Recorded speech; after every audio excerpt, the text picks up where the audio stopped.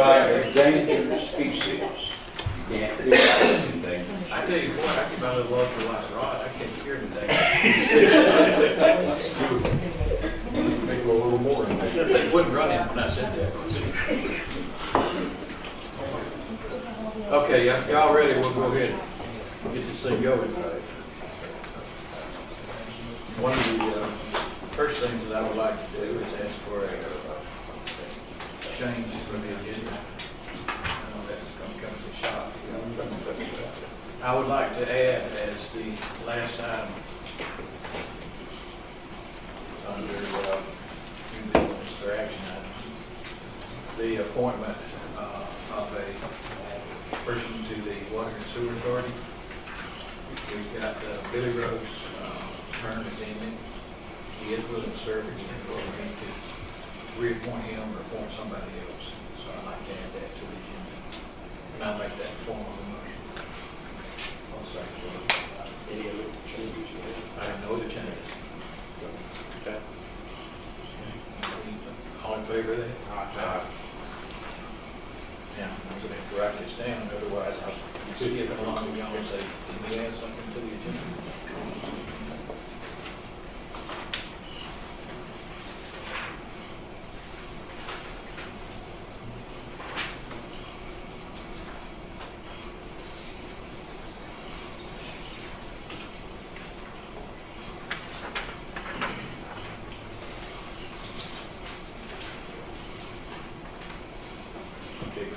Kevin couldn't be with us this morning, so we're not going to really have an update from Parks and Rec other than to say that there's nothing unusual going on.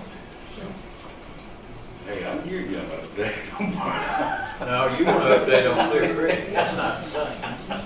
Yeah. Oh. Okay, update on the White Path Golf Course. Okay, we had almost 1,600 greens fees for April. I think that's a really, really good month. If you look down right there on this, on the special order, that is, I've got accounts set up with vendors, and these, we had a lot of people, a lot of members wanted me, or whoever to order them, clubs and shirts and hats and stuff. We made that right there just in one run. That's basically 5 people that just want some more things, 2 things, or whatever. So just want to point that out. And I've got some merchandise now that's in the shop, shirts, hats. And that's basically all we can have. That's all the reason we have. We don't have room to have 10 sets of golf clubs and all that. But hats and shirts and everything, and the shirts for sale. We've got 125 members at right now. I would really expect for more of those to come in here and join soon now that the weather broke, which that's about where we were at this time last year. As far as the shop and everything's going good inside. Outside, we've got a marathon, the tees, and fairways now. That's something that hasn't been done, I don't know, probably been 10 or 15 years. So we're doing that, since it takes a lot of time, a lot of acres to be done. The summer program, we're going to get it put out, when we get done. It's scheduled to go out on the 18th, which is next Wednesday, I believe. And when I talked to Charlie about this, I ordered enough to do the ball field. We got all that. We put some down under that sod, but once it heats up, we need to get something down there on top of it. I'm gonna try to get my guy to go by there and spread it. If he can, I'll go down there. I've got a machine that can take it. Ryan, you wanna bring that up about the spillway, or? Yeah, the spillway on the lake up there had a hole and a leak in it for years. I mean, at one point there was a hole that big around below water level, so there wasn't a lot of water going. But the drainage pipe, the overflow pipe, is now about a 45-degree angle. So whether that's corroded or broke, I don't know if the water level is going down. which lake is this? The one there, right, you come in there by Shiloh and Cherokee. One on the right as you pull it, you come in.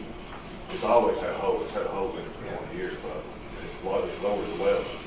But now, the pipe, instead of sitting straight up and down, just like those, and it breaks. We don't use it for water, we don't, of course, doesn't use it, but as far as a visual thing, if it does break, it's gonna be a mess.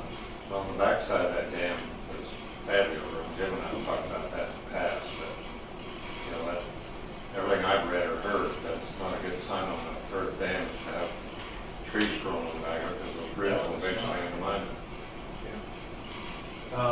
James is not with us yet. I'll get James to go out and take a look at that. I may ask him to give you a call. I'm used to seeing you over here. I mean, I'll give you one. Would you take a look at that? Let me know what we need to do. We had a similar situation last week on the pond up there. Now it's out the golf course. We've got another one, like, like in Kent. They cut it years ago, but it's the same line. Not leaking or anything, but the man itself probably needs. All right, yeah, if you check that out, let me know what you find out. Okay. All right. Appreciate it, man. I'm gonna back up just a little bit because I was thinking Clear Creek was on here, it's on the item, but it's not. So I'll back up to the Parks and Rec just for a minute and say that we're having a ribbon cutting Saturday at Clear Creek. We're going to declare it finished. It is, for all practical purposes, finished. I think Mr. Smith is, I told him it's not necessary, but he is just chomping at the bit to get out there and sort of even out the parking area and such, and make it look pretty. And so I commend him for that. For the young team. But anyway, I won't get it back. anyway, and there'll be an ad in the paper that we'll be having a ribbon cutting at 11 a.m. Saturday. Rain or shine. Rain or shine. Yes. Who's throwing out the first pitch? We're not going to be having any games that day, but we're happy to come out for the ceremony. We're going to give hamburgers, hot dogs, and let them just kind of look over the facility. But after this week, Clear Creek Ball Field should just be sort of a blimp on the horizon. I like that. He is recorded too. I can't think of anything else that needs to be done out there. I like that. At least I can't think of anything that doesn't involve roads that needs to be done. If we totaled up what the road department has invested in Clear Creek ball fields, and I don't know what we have in cash, but we've got over $500,000 in manpower and equipment. That's over a number of years. That's over a number of years, that's correct. And we appreciate it. Thank you very much. Okay, moving on. Airport and Public Works. Okay. Wait, you want to say something? Yes, sir. My name's Jerry, and I know all of y'all know me. But there's three things that I'd like to touch on. I'm a real property appraiser, and I work all of North Georgia appraising homes and land. And I've gone into Pickens County, Fannin, Union, Towns, Whitfield, Murray. I cover a lot of counties, and everywhere I go, I'm seeing lots of activity with building and everything like that. And I've always wondered why LJ's not doing this activity like the other counties are. And I've talked with builders, and all of the builders, they say it, and they say, well, I don't want to build in Gilmer County because the planning and zoning's too tough on us. And I can certainly appreciate that, but I actually got to talk with a builder that's building in LJ. And the first thing he told me, he commended James Holloway on what they do. And he said, you know, those people are there to help me in any way, shape, or form. And he said they stick by the book. They're not overbearing on people or anything like that. And, you know, I just wanted you to know that this particular builder had nothing good but good things to say about our planning and zoning. And the reason I think we're not getting building around here is you can go up into Fannin County and what you're paying $300,000 up there, you can only get $200,000 for it in Gilmer County. And I think that's why builders are going elsewhere. But I did want Mr. Holloway to know that there are people out there that think they're doing a good job, and we don't need to listen to what builders are saying. You know, just they're going where the money is, and why not say that instead of blaming planning and zoning. Another thing I'd like to, and Mr. Parris, I've talked with you about my plans or my ideas on sewage and sewage lines and water lines and all of that, and how the southern end of the county could be. And personally, I'd like to throw my hat in for the water authority board. If you would have me, if not, then I certainly understand that too. I would do the county proud. My third thing I'd like to talk about is the beer at the golf course. And this has been 14 months now. And the bill that you introduced, Mr. Parris, and it wasn't carried any further, and I understand that. But I'm sitting there serving food, and I've got men bringing beer into my snack bar and getting them a hamburger or whatever, something to eat, and just for the fact that I can't serve beer. And, you know, the state says I can, but the Gilmer laws are tough. But I would appreciate it if you three commissioners would sit down and do something. And the last one you did, it was the winery, and it was all into one big package. And I understand why people were upset about that. But this is plain and simple beer at the golf course. And I would appreciate it if y'all three would sit down and try and work out something that we can serve beer there. And you know, that's all I need. I mean, that's the whole difference in my business just being just an average business to being a successful business. And, you know, people may not agree with that and stuff, but, you know, there's no reason why we can't serve beer. And I think, and I don't, Mike might know, and since he's been there, how many people have been drunk and wrecked golf courts. I don't think any have. But, you know, please, Mr. Miller, Mr. Crouch, and Charlie, if y'all three would get together and try and resolve this, and if you can't, then I had just seen all three of you say, Jerry, we can't help you, instead of just letting this keep dragging on and on and on. And you three gentlemen, I'm asking you to please consider getting this done at the college. People want it. People want it, and Mike can vouch for that. He might back me up, and then again, he might not. But again, sir, I'm asking you to please, y'all three as a group, consider getting this done. Thank you. Appreciate it. Okay, airport public works. Let me start with the airport, and I'll do that, and then solid waste, and I'll leave roads and bridges to the last, because we have a guest here with us this morning to talk about the old Bucktown roads. We have 3 contracts going at the airport right now, and the crack and seal and striping contract will begin Monday, May the 16th. Contractor is expected to mobilize and move in.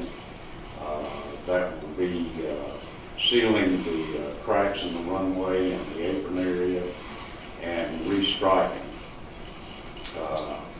And during that time, and I have mentioned to you before, it will be necessary for us to shut the runway down periodically, and notices will be filed and things like that. But if weather permits, that project will only last about 5 days, hopefully. Phase 1 and Phase 2 of our dirt moving project, during the month of April, we hauled 9,000 cubic yards, which equates out to 625 truckloads. We have submitted pay request number 8 for Phase 1 of 117,400 and number 2, 14,933 for a total of $132,000. Now you have in the airport improvement fund, the last time I checked with Sandy, over $250,000 from these 2 contracts. And that money, or at least the lion's share of that money, needs to be moved into the general fund. And Sandy and I have talked about that, because that is expense that has been incurred by the road department in wages, equipment, and things of that nature. So you've got a slush fund there that It's not a good word. that It's a can reimbursement. move. It's a reimbursement fund. That is exactly what it is. That can be moved into the general fund. So I wanted to make you aware of that. We are about 60% complete with the bulk of those 2 contracts. And if we can concentrate on that, I'm confident that we'll be able to finish it by December the 31st, which is the new deadline with the contract amendments. But that's the airport. Before we get to the FEMA disaster, let me talk to you about paving. Our schedule right now is we'll start the preparatory work for our LMIG paving probably the last week of May. That is Craigtown Road, 4.5 miles, and Ridgeway Church Road of 1/2 mile. We've got some ditch reconstruction, deep patching and stuff like that we will be doing. During that time, it takes every one of our staff to do that paving. So the airport project there won't be any dirt hauling or other types of projects going on during that time. The FEMA disaster that we're all aware of, actually the project as far as Public Works is concerned is divided into 2 sections. One, the section that we are dealing with is the force account section, and that will be repair of culverts, debris, roads, ditches, and things of that nature. The other part of the FEMA disaster is the old Bucktown roadside. And Greg Teague is here today representing Core Engineering. And you should have in your packet a narrative from our engineers and also the work that needs to be done to get the project ready to go to bid. It is a large project as far as FEMA is concerned, and because it is a large project, it is separated out away from the rest of the force account work. We have been meeting with the FEMA representatives. We have two categories of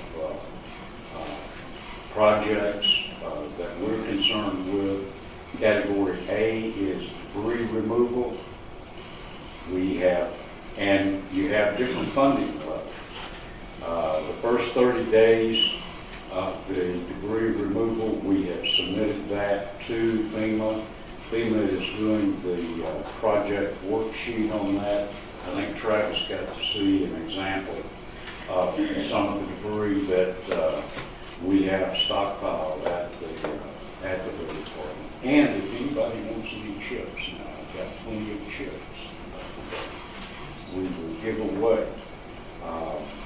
But in addition to that, FEMA has toured all of our culvert projects and looked at examples of the road damage, and we will be continuing to do the project worksheets. And I have talked to Sandy about this.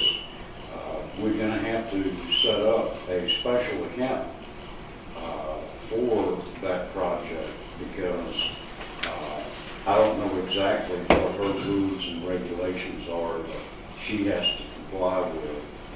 But when it comes time to close the project out, one of the things that is a requirement is an audit of the project.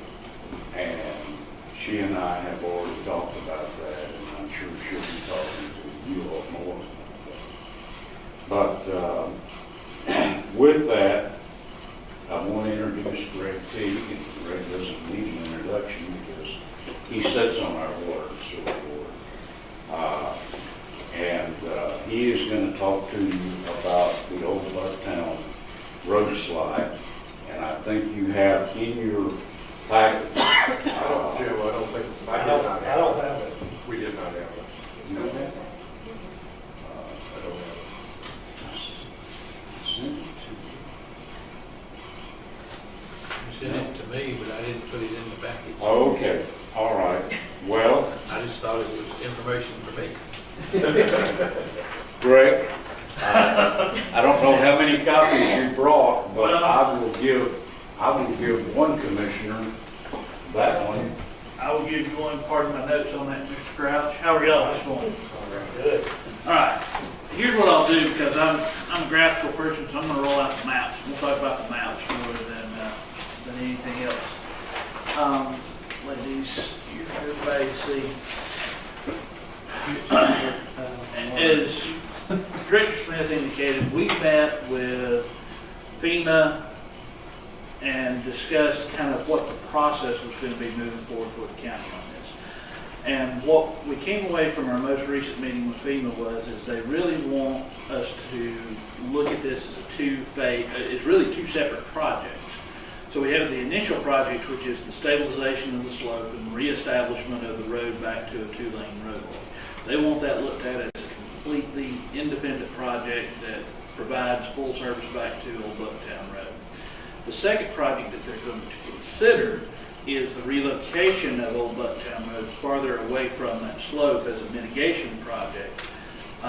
What Chris Nelson indicated from FEMA is that the funding was in place, the approval was in place for the stabilization and the reestablishment of the road, but the county will enter into basically a competitive process for the mitigation funds, and they'll look at it based on what they think a cost benefit or a risk analysis is as to whether the relocation of the road farther away from the slope could prevent future occurrences similar to this.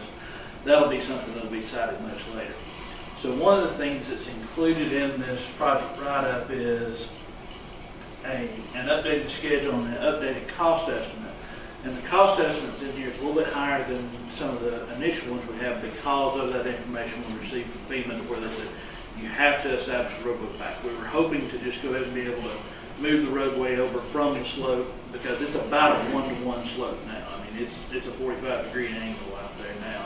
So we were hoping to go ahead and move the roadway, but when he said we would have to treat it as two different ones, we have to get that established back as it is now. What we have proposed to the Corps of Engineers, EPD, and U.S. Fish and Wildlife is basically the reestablishment of that slope using a series of gadium baskets, which are just wire baskets filled with riprap rock, that we will put in a series going up that slope to serve as the anchor, and then use riprap stone in between those to stabilize that slope. Because it is so steep, trying to reestablish it with vegetation and thinking that it's going to be able to not have another slide that pushes material down into Tickenetly Creek again is going to be very difficult. So we would start at the bottom of the slope with basically a row of gadium baskets to serve as a, for lack of a better term, a dam at the bottom to keep that material from progressing, and then just work our way back up the slope of that. We did hear back, and Jim, I haven't even had a chance to update you on this, we did hear back yesterday, I think, from Robin Goodloe with U.S. Fish and Wildlife. So before we get too far along with this, we're making sure we're coordinating with the Corps of Engineers, U.S. Fish and Wildlife, EPD, Mr. Holloway, and all the other permitting agencies that will be involved. And what we did get confirmation from Ms. Goodloe at U.S. Fish and Wildlife is there is a amount of material that pushed out into the normal channel of Tickenetly Creek. U.S. Fish and Wildlife does want that material removed. So that's another reason that construction estimate went up a little bit. Is basically from the construction method, we'll have the contractor go in and build a coffer dam around that area so that they can remove that sediment without muddying up the waters on downstream. The other thing is, was mentioned earlier, is because of the endangered species, this is goldline darter habitat. Nothing can occur down there in the months of May and June because these are the spawning periods for the darter, which from a permitting standpoint works fine for us because we've got about a 60-day permit period with U.S. Army Corps of Engineers to go through one of their nationwide permits. But that's kind of the plan on that. The reestablishment of that slope allows us to rebuild that shoulder. We'll put a guardrail along that shoulder to safe it up because you don't have any vegetation there now that kind of acts as a natural buffer, and then repave that portion of the road. The other thing that they did have us add into this particular estimate was going ahead and putting in some more substantial barricades, since it's basically a one-lane road that you've got out there now, so that we can put up some concrete barricades just to add some additional safety for the traveling public during construction and until construction. And Greg, one of the things that he and I have talked a lot about is the approach to the reconstruction of the slide. We're talking about working on the lower side, down next to the stream, and probably up top as well. So it's going to be a disruption to the traveling public there, and it's going to be a disruption to the National Forest Service because they've got property up through there too. But it is something that we being the road department, we're not capable. We don't have the equipment, the expertise, and things like that. So what you will see in Greg's proposal there and the narrative is a proposal for Pro Engineering to prepare construction plans and specifications and to handle all of the permitting with the agencies. And please speak up. I'm speaking out of turn here. But the chairman, task 1 and task 2, authorized Corps Engineering to begin with that. And their work was invaluable when we were making the presentation to FEMA. And FEMA has agreed with everything that they have done, and now it's time to actually start work on the construction plans and specifications, because this project will most definitely have to be bid and put out there. So, is there anything else you want to add? Assuming that phase 2 ends up being a reality, will this material, these Gabion baskets, the riprap, will all of that stay there and the road just moves over? It will. And the good thing with the Gabion baskets and the riprap is that over time, as just nature will kind of take it over and that vegetation reestablish itself. One other important thing that I failed to mention is there is and we think this is probably kind of the source of the problem here, there is a spring that materializes about halfway down that slope now. We are also including a French drain system in to collect that water under the riprap, take it to the bottom, filter it through those Gabion baskets, and make sure we got clean spring water going back into the spring.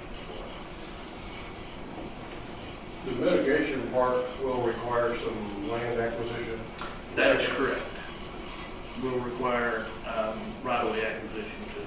We already have.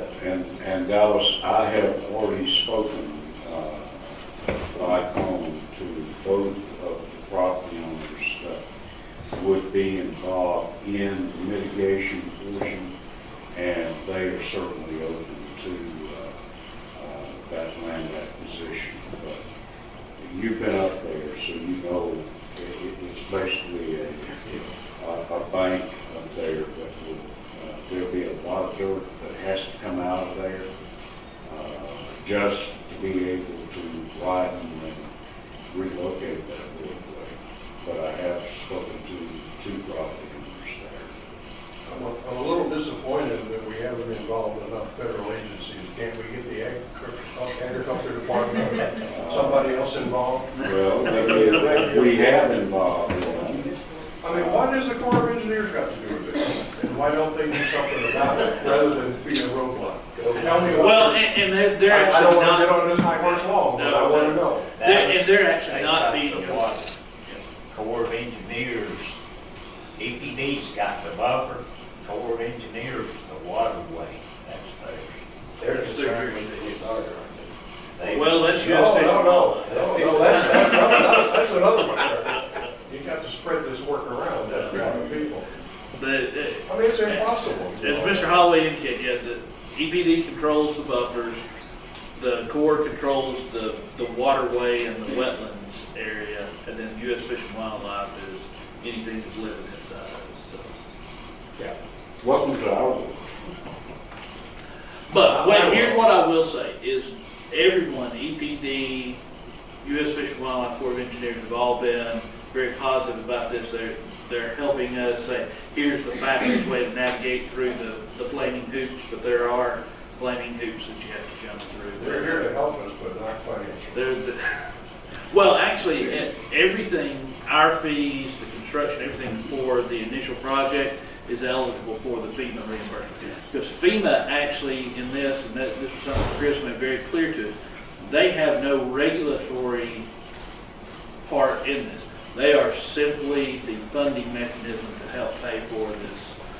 So FEMA we don't have any permits to get from FEMA. They're just the agency that will review everything, they'll audit everything that we do, and then reimburse the county for any expenses. Now, while we're talking about funding, so everybody understands, the FEMA grant is 75%. We finally got an indication, and I haven't received anything, that the state of Georgia is willing to participate 10%. So that's 85%. So that means that 15% of the damage for this disaster will be borne by local funds. And in this case, that will not be in kind. In this particular case, that is correct. It will not be. We have some expense that we had when the slide was discovered, but the bulk of this will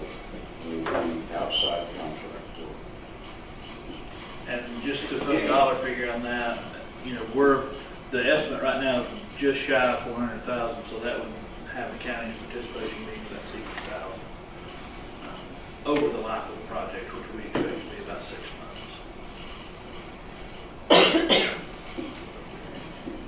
Now, Dallas, one of the things that we did do, you mentioned the Department of Agriculture, and Charlie and I met with Doug Towery with NRCS shortly after the disaster.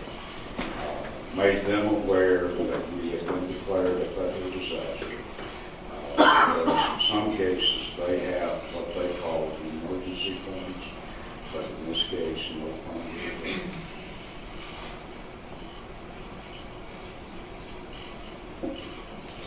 So Greg, in your estimate, is this June, July, August, you think, is that reasonable?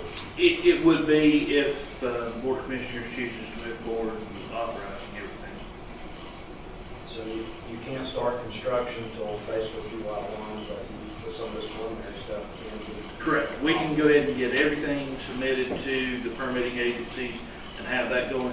And one of the areas, I would really like to get this accomplished before we get back into the wet months of the year from a construction standpoint. We can actually do some of the bidding process while we're waiting on the Corps permits and other things like that, and probably condense that by another 30 days.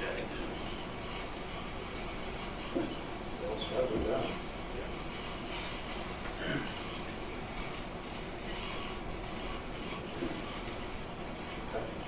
All right. If you have any other questions, feel free to give me a call. Thanks, Greg. No, yeah, all of this is for you guys. I can get this out of your way and leave it with Jim.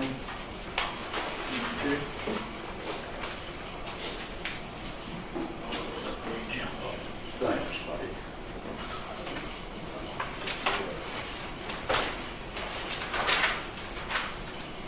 Okay, methane gas wells is solid waste. One of the things that you all know that from the end of last year, we installed 8 additional methane wells at the landfill. And those wells have been monitored by our environmental engineers on a monthly basis.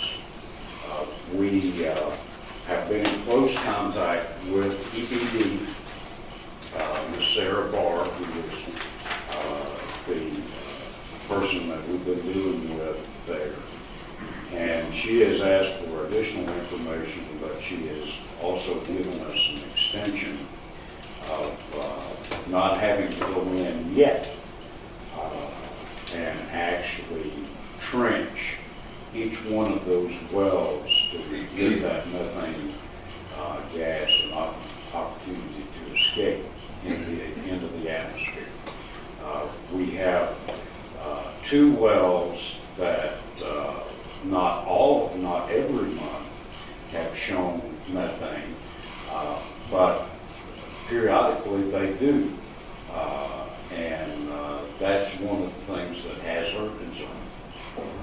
As long as we're able to keep the methane gas out of the property, that is not a problem. The problem is if it is allowed to escape off of the landfill property. But that's something that is ongoing. And we have a line item in our budget called methane well remediation. So we're still working with that, and we'll keep you updated on that. And one last thing. I bought a bucket truck this month. Did you hear that, Charlie? I did. He had The auction? Yeah. We bought it at the auction, the 515 auction. It was formerly owned by ETC. I looked at 7, and this was by far the best condition, even though it was the oldest. It's a 1996 International. It is all-wheel drive diesel and has a substantial lift and reach than the old truck that we own. We actually saw it, demonstrated, and based on what the ETC representative said, is that we bought it for a price that was just barely above what they were willing to sell it for. So, and we're waiting right now for the boom, the hydraulics to be certified. ETC had maintained the certification up to this year. And as I have explained to you, that has to be certified every year. And we're waiting for that technician to come up. Do basically the same thing that happens with fire apparatus and things like that. Because when you put a human being in that bucket, you want to be sure. And as you mentioned, the price on it, I thought was.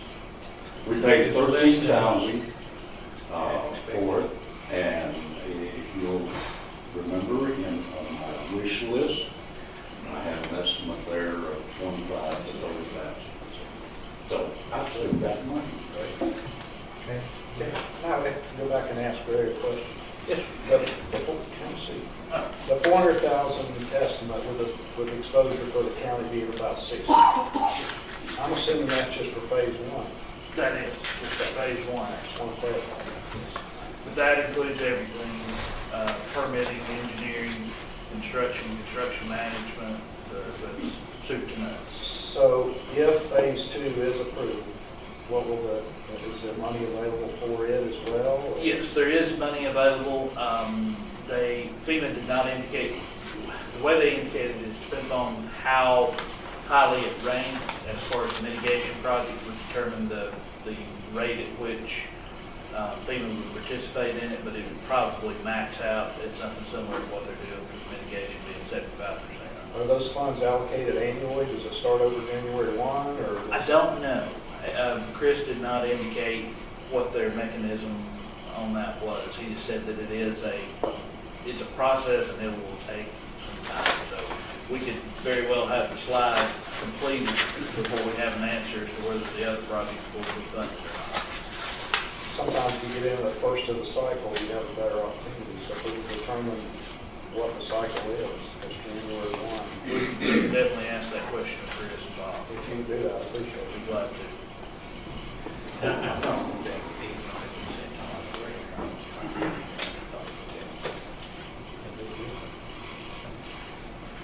Okay, anything else? Okay, that's EMS ambulance. Yeah, Charlie and Travis, we talked about this last month and had some discussions and things. I'm getting the number one call I get in discussions when I get caught in a restaurant or anywhere is relative to the emergency room and our handling of that and that. And what I wanted to do in the workshop today was to try and hopefully find some ways of communicating to our citizens what we are doing, how bad or how good the situation is. I felt after our meeting last week or last month, I really didn't have enough data to make any good decisions or knowledgeable decisions. And I wanted that. I've got about a dozen questions on what I consider data that would help us. I want to be able to address that to the public because there's too many rumors about taking ungodly hours to get to a situation or get a person to a hospital, and I don't want those rumors to continue to spread. Are these supposed to be instances that have happened or just speculation? I've had both. I've had specific instances that have been brought to my attention. In my opinion, they're hearsay. I don't want to spread those any further myself. But what I'm really looking for, and I would like for Tony or Scott to really respond things I can't find out and we don't track, according to Sandy, is what is the cost from a budget standpoint between fire and rescue and EMS operations. We don't really break those down, and I understand why, that I'm not complaining, but it complicates the matter of how do we adjust our resources, how do we handle if we need to deal with budget changes, or how do we deal with that, not knowing the breakdown between the fire and rescue and EMS. According to the numbers that I have, that's 2 years old, and that's the only data I have, we're running about 75% of the calls through dispatch are for emergency medical calls. Now, you can update me on that. One of the questions I have is, has that changed over the last 3 months? Do people that used to drive to the emergency room here locally call the ambulance now and take them somewhere else? I don't know that answer. Those are the kind of questions that I really struggle with. And Charlie, I apologize, I had sent an email to you earlier, and I know you haven't had time to respond. I don't think you're finding the answers, and I chose not to go both Tony or Stacy or anybody else in terms of gathering data. That's not my job as a postal commissioner, so I didn't do that. But I think we need, personally, I want to have some data that we can show people what impact the closing of the emergency room has had on our EMS services. We need that as hard numbers or facts or that, because the rumors and the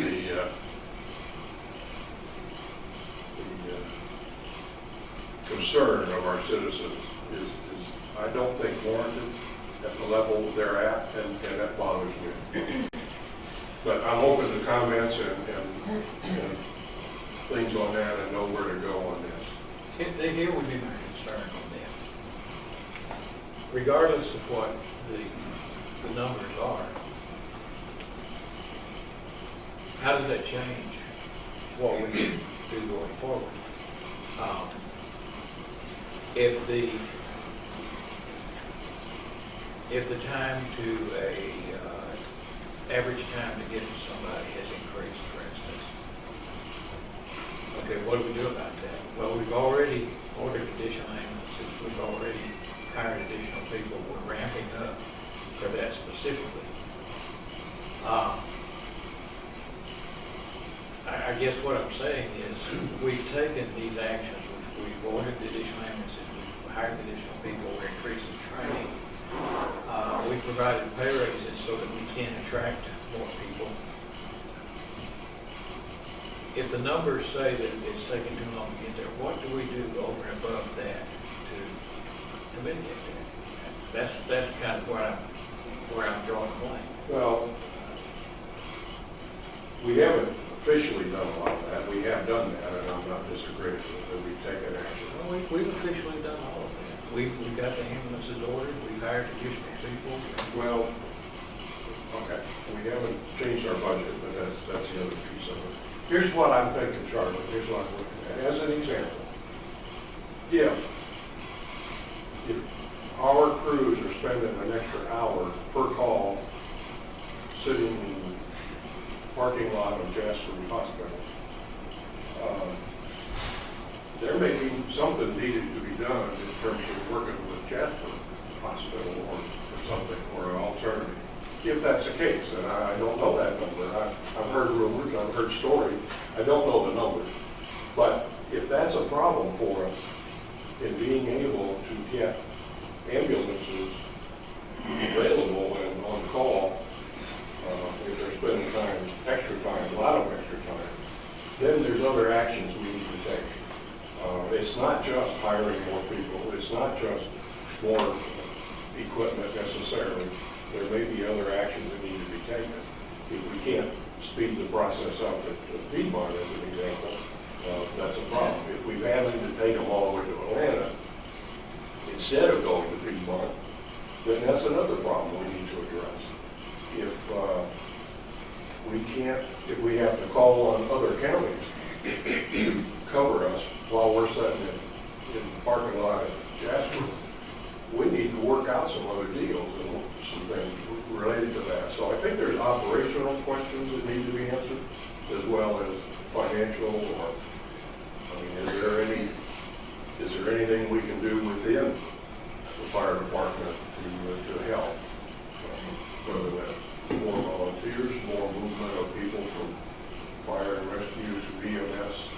What is it? That's the kind of questions I don't have answers to, nor do I have data to. To speak to those concerns, Sure.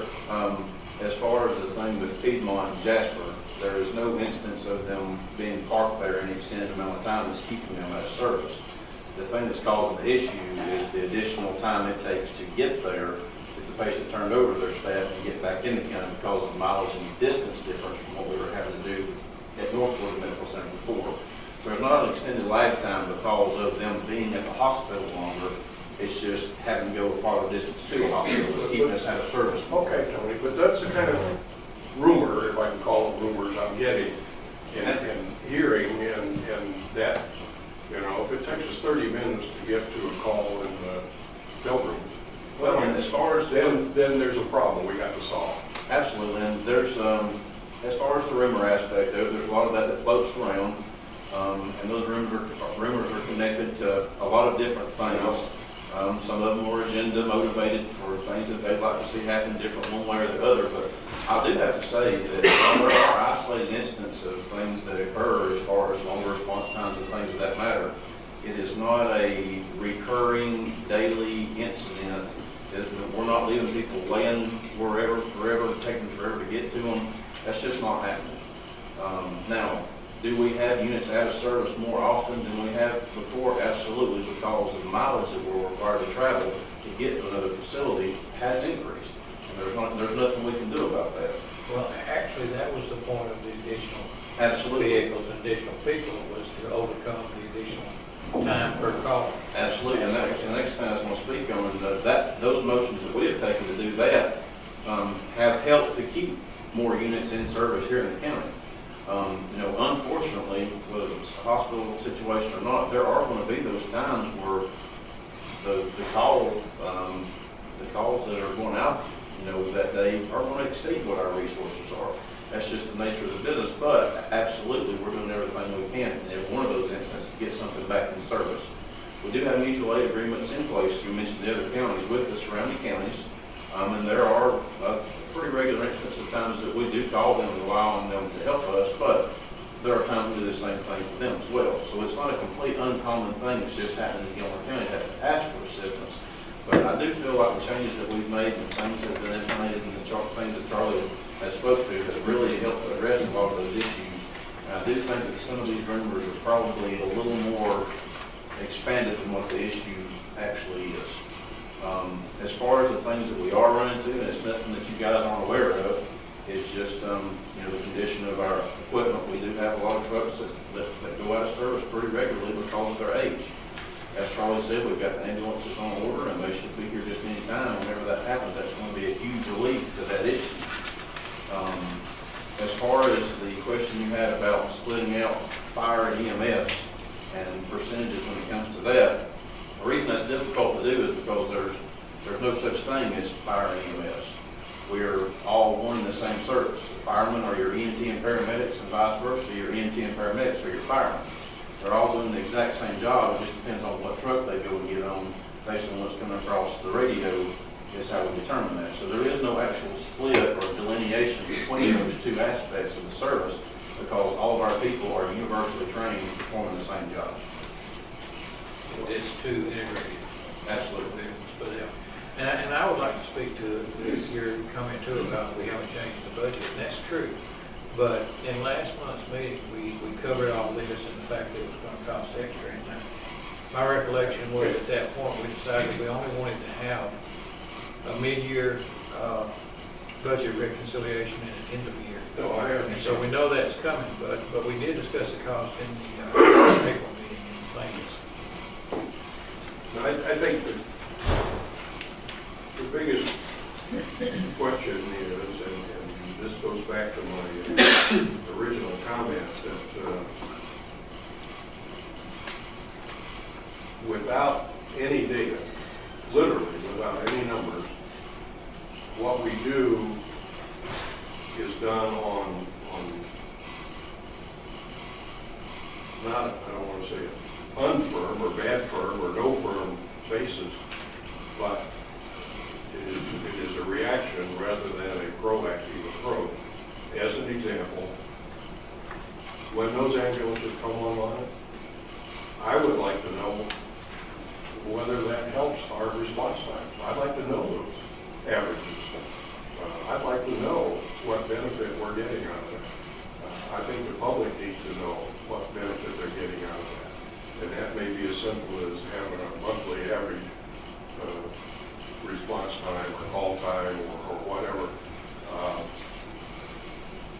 I'm just concerned that if we don't stop this rumor process and people, we're creating a bigger problem rather than holding it down and mitigating it. I hear it too often. It's being brought up, and it doesn't need to be, we don't need those rumors to scare people. We don't need them to create problems. We don't need those rumors to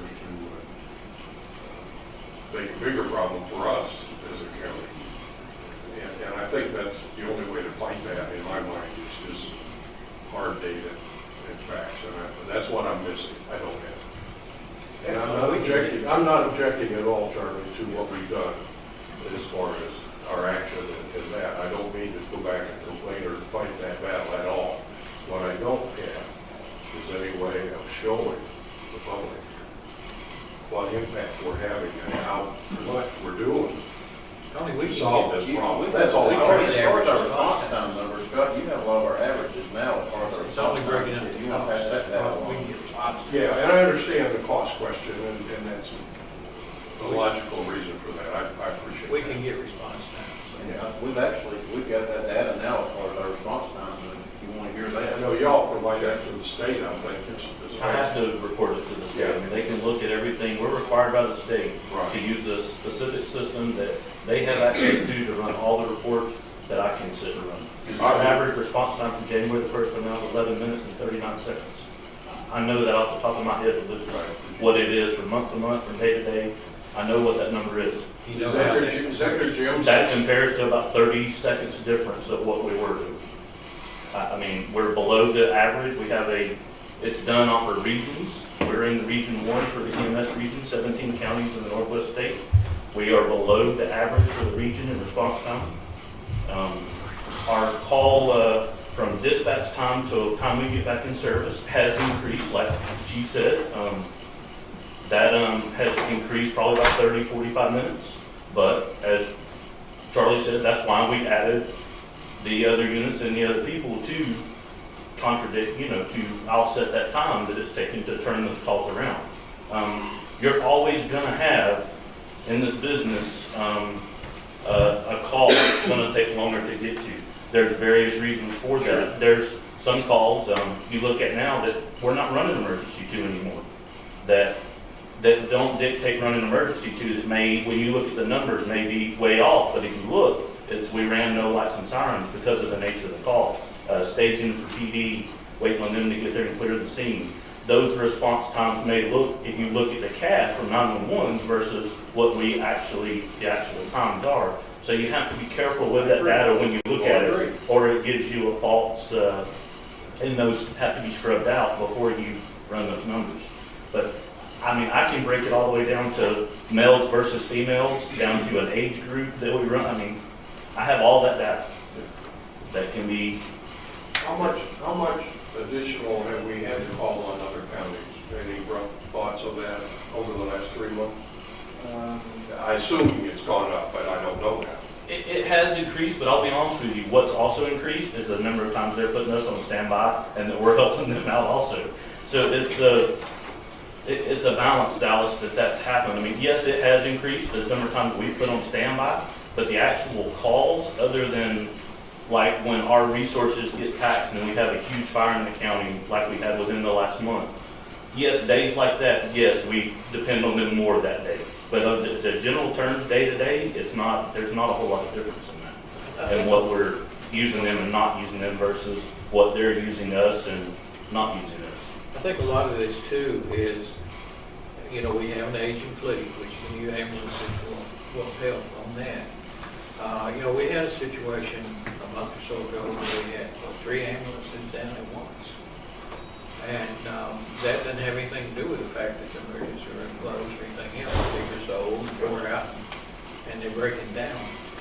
And we've had that for, that has been uncommon for several years because,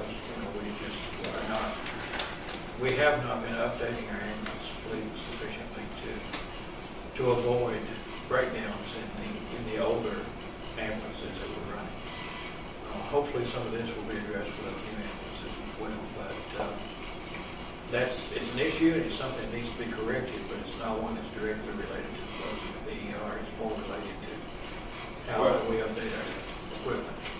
I'm sure there is a perception problem from the public. And part of that is just because that's what hits the news and people worry about that. And I'm just of the opinion that the more hard information we can provide, the less the rumors will be and the less problem they're going to be. And I don't want that rumors and perceptions to have an impact like I feel it is on our citizens and how they're confident and how they're, I don't want people to think they're going to move away because they don't have coverage or anything like that. I don't want people to get that attitude and start thinking that way. Obviously, we got to fix some healthcare problems and access to healthcare separately, but that's a different issue too that's been worked on and people aren't aware of and don't need to be and can't be aware of some of the things that are going on relative to fixing that problem. So One thing that's pertinent there is that, you know, we've been, I'm going to say fortunate in the past in that our healthcare system up here has been private health system. And the reason I say fortunate is because Gilmer County is not putting any money into healthcare. Many counties have a meal, 2 meals, 3 meals, whatever, I agree. dedicated to giving that to the hospital and so forth. You know, and I know it's a concern that these folks are wanting to shut down and leave now. And I know there's a lot behind the scenes activity going on. One thing though that folks may have to consider if they're really, really upset about this is, do we want to pay for it? I mean, we can solve this real quickly with a tax increase if that's what people want. It's not what I want. But for those who are really upset about it, they need to really consider that. Yeah, there's not a whole lot we can't fix. Throw enough money in it. So I'd like to make 2 categories of comments. First of all, it's somewhat unrelated, but I think it's worth noting since we're talking about this, our ISO rating just went down a point to 6, which I just want to say that's not totally unrelated. The other is the Joint Development Authority is actively working weekly with a third party that is very interested in having a hospital here with emergency room with full service. Now, the world of the Joint Development Authority I've found is governed by non-disclosure agreements. There's not a lot specifically that can be said. However, I can say this. There is a third-party consultant acting on behalf of this agent doing the due diligence, reviewing financials, touring facilities, medical office building, and hospital. There is a contractual agreement with this third party that prohibits them from entering into any negotiations until another deal they've got going is closed. They have no choice in the matter. So what appears to be a delay and so forth is determined by factors completely outside of our control. However, there is weekly active work going on to make that a reality. Now, it is a certain thing, it's still an uncertainty, but the amount of effort that's going into it indicates to me that the entity is very serious. So there's no guarantees, but I don't want the community to lose hope of having a full service hospital. I still believe that's going to happen. No, it's not like that. Well, if Tony, that if you can provide any data that helps quell some of the concerns and gives people something concrete to talk about, I think that's a step that would help, and that's all I'm really asking. And so I texted the third party to ask if there's any updates, and he said, we're going through the due diligence data, and we did our walk through the medical office building last week. And I want to say too that I would not like for the media to be reporting that Charlie Harris says we need a tax increase. That was not what I was saying. And I don't think that's the $1 answer. mill or $2 mill? I didn't say three. I think the private solution is always the best answer. Look at what our federal government's done to healthcare. We don't need government healthcare. Just look at old Buckhorn Road. Federal government's doing here. We probably have everything fixed in about 2 weeks without all this stuff. Okay, anything else? That's thanks, sir. Appreciate the time. Okay, review of pending action on an email solution. I guess I probably got the update on that, Yes. relative, and I think we started, Charlie, I was just looking here, our proposal from ETC to upgrade our email system was $11,000 plus to do that, and in my mind, and I think in your mind, we'd be right back in the same spot we're at eventually with the email system. Looking for one that's not hosted and not requiring hardware here and things is not easy. I've been through a lot of places. I've got some numbers. I think I gave those to you, Charlie, and others, but it's probably a difficult thing to do immediately. The best I have found, and I don't know that I'm recommending this every time, but the best I found is that the federal government General Services Administration folks or agency have put together about a dozen companies that provide a solution to federal, state, and local governments. And they've broken that out in different ways. Some of them have different solutions, different hardware platforms, different software platforms, different pricing, obviously. And I think the best that I have seen was in the $5 per month per email number, and that's probably not a lot different than what you saw, Charlie, from your investigation. That a month ago. actually was what Google started out at before we realized it was on archiving and so forth, and it went to Dublin. Well, and what I have found some that do include archiving for that. Now, that is what the federal contract says, that is the upper limit that they're allowed to charge and that they are allowed and encouraged to put together smaller pricing, discounted prices for local and state government. But I think what we could do is to follow up with 2 or 3 of these. I think there's 2 that I've looked at and asked them to get back to me, and unfortunately they haven't. But I think we should pursue 2 of those and see what their best offer would be. But both of those that I picked out of there are at the $5, actually $5.06 per email. I don't know if we'll do any better. I would like, if we do that, I'd like to keep it with a company that's reputable and going to be in business and not profit. Am I understanding you correctly? $5 per email? No, per email and user. Per user. Per user. Per user. Per email address. Okay. Per month, right? Per address per month. Okay. Didn't state that correctly, yeah. There's one thing that we need to think You're about. gonna run up a bill, aren't you? One thing that we need to think about there, and I know I have mentioned probably numerous times in the past that I am not a fan of Microsoft Exchange. But, I didn't know that. well, see, you learn things every meeting. But, and Charlie, the couple that I felt warm towards is not Microsoft Exchange based.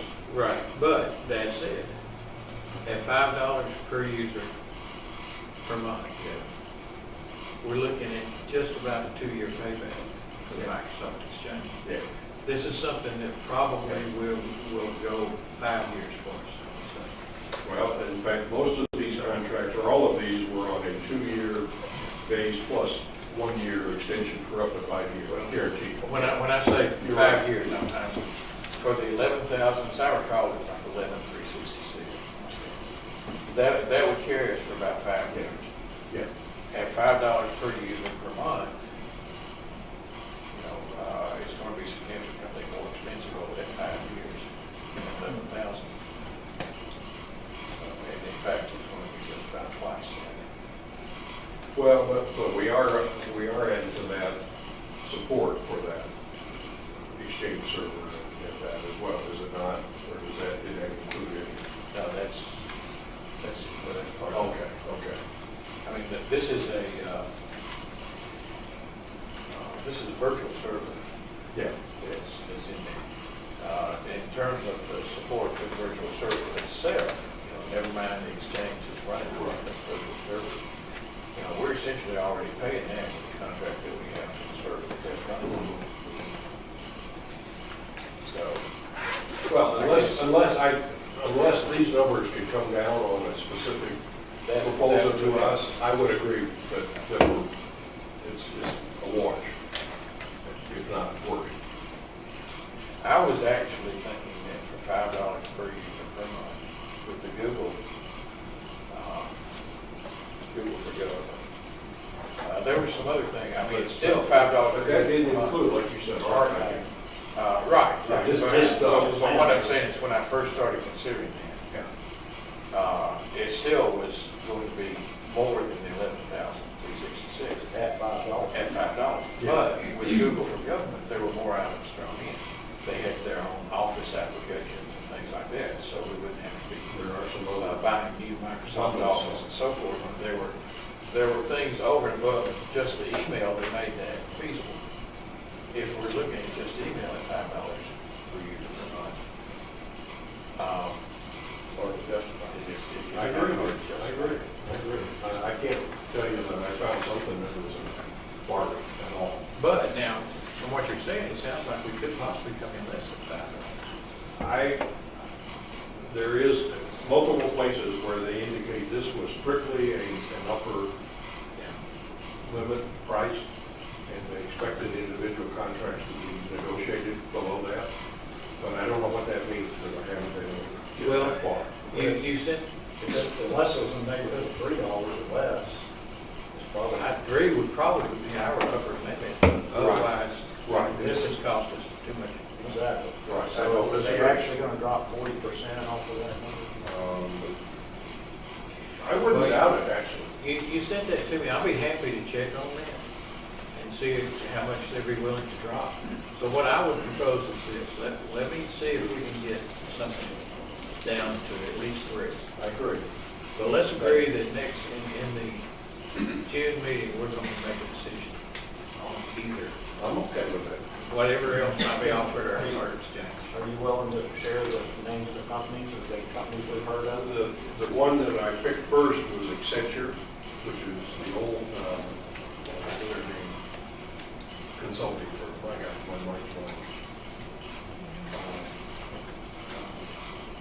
Anyway, they're the one that has they say that's a Google based system. That's one. There is another product that I don't understand, and I don't know whose they are. There is another smaller group that is called DLT Solutions. They're a little more local. They're a little more not nationwide. Accenture evidently is the #1 for the federal government. They have their, now that may be bad news with emails, but, and I don't know whether that applies to the State Department, but there are other companies in there. Dell themselves are in there, which uses a Microsoft solution. Who does Hillary use? I don't know that answer, and I don't want to know. General Dynamics, which is, of course, highly into federal stuff, is included in here.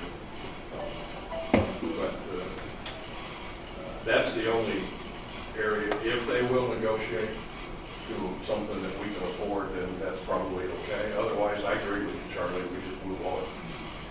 Yeah, You've got a lot of good information there. I'd say let's narrow it down and let's decide in the June meeting who's going to fix something. Yeah, I'm ready for that. I'm ready. And I'll pass on as much as I have. I haven't been able to have a direct contact with those folks one-on-one yet. All right.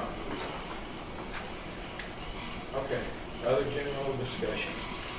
We usually don't really have anything to discuss. No. Review pending action on the FICA tax reduction program by Bill Code. Okay, we have Vito Monfetto here with us today, and Vito is going to give an overview and answer questions on this. My name is Vito Malfetto. I live here in LJ, and I am with VIPCO Advisors, and we are a global cost reduction company and focus on businesses to reduce their costs in any way we can, and average about 28% to each company. I'm a little nervous, I'm sorry. For the past 16 years, I spent my life in the health insurance arena, and especially the last 5 years of living through the nightmare of the Affordable Care Act, which is, it's just been a nightmare for everybody, including myself, because I can sell all the health insurance I want right now. They don't pay me a dime. I guess their profits are down. So when I found out about the last piece of the Affordable Care Act that went into place in October of 2014, I said, I've got to shout this from the rooftops. And basically what that law was, which was passed by both sides of the aisle and implemented into an IRS code, where an employer can actually, by implementing a participatory preventative care plan, can actually reduce their payroll or the FICA taxes on average of $500 per employee per year. Okay, so when I said this is something that every business owner needs to know about. This is an immediate deliverable to the bottom line of that particular company. Well, the first place I looked was where I live, and a county is a business, and I care about this county. This is where my roots are. So I approached Charlie about it, and we had conversations, and then we had a meeting about it, explaining how the whole program works. In the books that I gave the county commissioners, you'll see there's a legal substantiation letter from tax attorney. I've also provided an opinion from an attorney who's a former IRS tax attorney. Our plan, because you have the in order to take advantage of the tax, you have to have the participation plan in place, which has been vetted through the IRS. We're the first company to put this out. We've been vetted by the IRS already. So I'm sure you have a lot of questions that you want answered, but on average, we get to the bottom line. The county will be saving on their payroll $127,186 per year, or an immediate deliverable of $10,500 a month off your payroll. Now, what happens there, and again, the cost, there is a cost involved, but it's net of the savings. But what also happens now is the employees actually benefit as well, because they're going to get a pay raise, because they're saving on FICA as well. So it's a win-win for everybody. I was just told last night that we approached a state with 85,000 employees. It was vetted by 17 attorneys in that state, and the governor wants to move forward on it. So nobody knows about this. Everybody says, "Oh, it's too good to be true." It's the law. I can't make it up. So I'm nervous. I'm sorry. If anybody has any questions, I'll be more than happy to answer. But the nice part about it is we're the third-party administrator, so all the burden is on us. We administer the whole plan. There's no additional administrative cost. to the county. The only thing the county's responsibility to us is tell us when an employee leaves or gets hired. And that's it. We do the whole process. I don't know what to say. I have to confess, I don't know enough about this to ask the question. Yeah, I know. So- I kind of thought so. Diane, have you had a chance to? I don't either. I don't have any, I tried to find references through GLGTA, which is all the HR directors in the state of Georgia, and I haven't found one that has any experience with it either, and I've never had experience with it before. So we already have, it's not a medical insurance, and we already have a wellness program through Blue Cross Blue Shield, so I'm unfamiliar with how this will work either. Well, my question was about that, because we paid extra Yes, to have that provided to our employees. and we have that now. And does it overlap, was the question I had, and, Well, or not? basically, it's the same, it provides pretty much the same services that we already have through Blue Cross. And when I reached out to Blue Cross to try to find out how many employees are taking advantage of the wellness initiatives that we already have built into our Blue Cross plan, it's a very slim number, whether they don't realize that plan is out there, where they can get rewarded for a healthy lifestyle, healthy living, health coaches and dietary coaches, smoking cessation. The majority of employees aren't using it now, and it's in place now. So I was a little confused too myself when Vito presented is how the two would work together, how the employees are going to understand how the two would work, since they're pretty much the same benefit. Are we paying for the Blue Cross Blue Shield? It's in our health insurance But are premium we now. paying extra for it? No, it's part of our premium. Well, the county did pay a premium for that add-on, from the county standpoint, didn't we not? The premium didn't go up on the one plan. If you'll recall, I believe that the base plan stayed the same. Okay. And what they did was they coupled in our dental vision with Blue Cross, and then this new wellness and the health coach and the live health online were all part of the Blue Cross package. So we didn't experience a payroll increase. The Blue Cross plan you have is a benefit plan, okay? The plan that the government is talking about is a participation program. You have to participate in the program in order to get the tax deduction, get the FICA reduction in taxes. And the way our process works with that, in order for an employee to participate, they answer, or they open up an email or a text. As soon as they open that up, now they're, according to the Section 213 of the IRS code, they're in compliance. 28% of people that have wellness programs on health insurance utilize it. The rest don't. That's why it's not a participatory program. Secondly, a health insurance cannot offer a plan like this. It's against the law because they're an inclusive company and they're also a self-funded company. So according to the law, they cannot, we were approached by Blue Cross of California who wants this plan. We said no. So this is, in order to get the tax benefit to the county of $127,000, you have a participatory plan with it. And let me just tell you something. I know on the Blue Cross plan, you may have Teladoc, but as soon as you pick up that phone to call a doc, you're billed $46. Ours is free. Ours is 25. All right, well, ours is free. Free's good.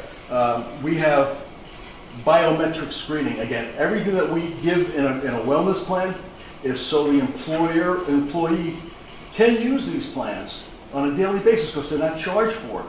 A biometric screening, you want to know 10 years from now you're going to have diabetes.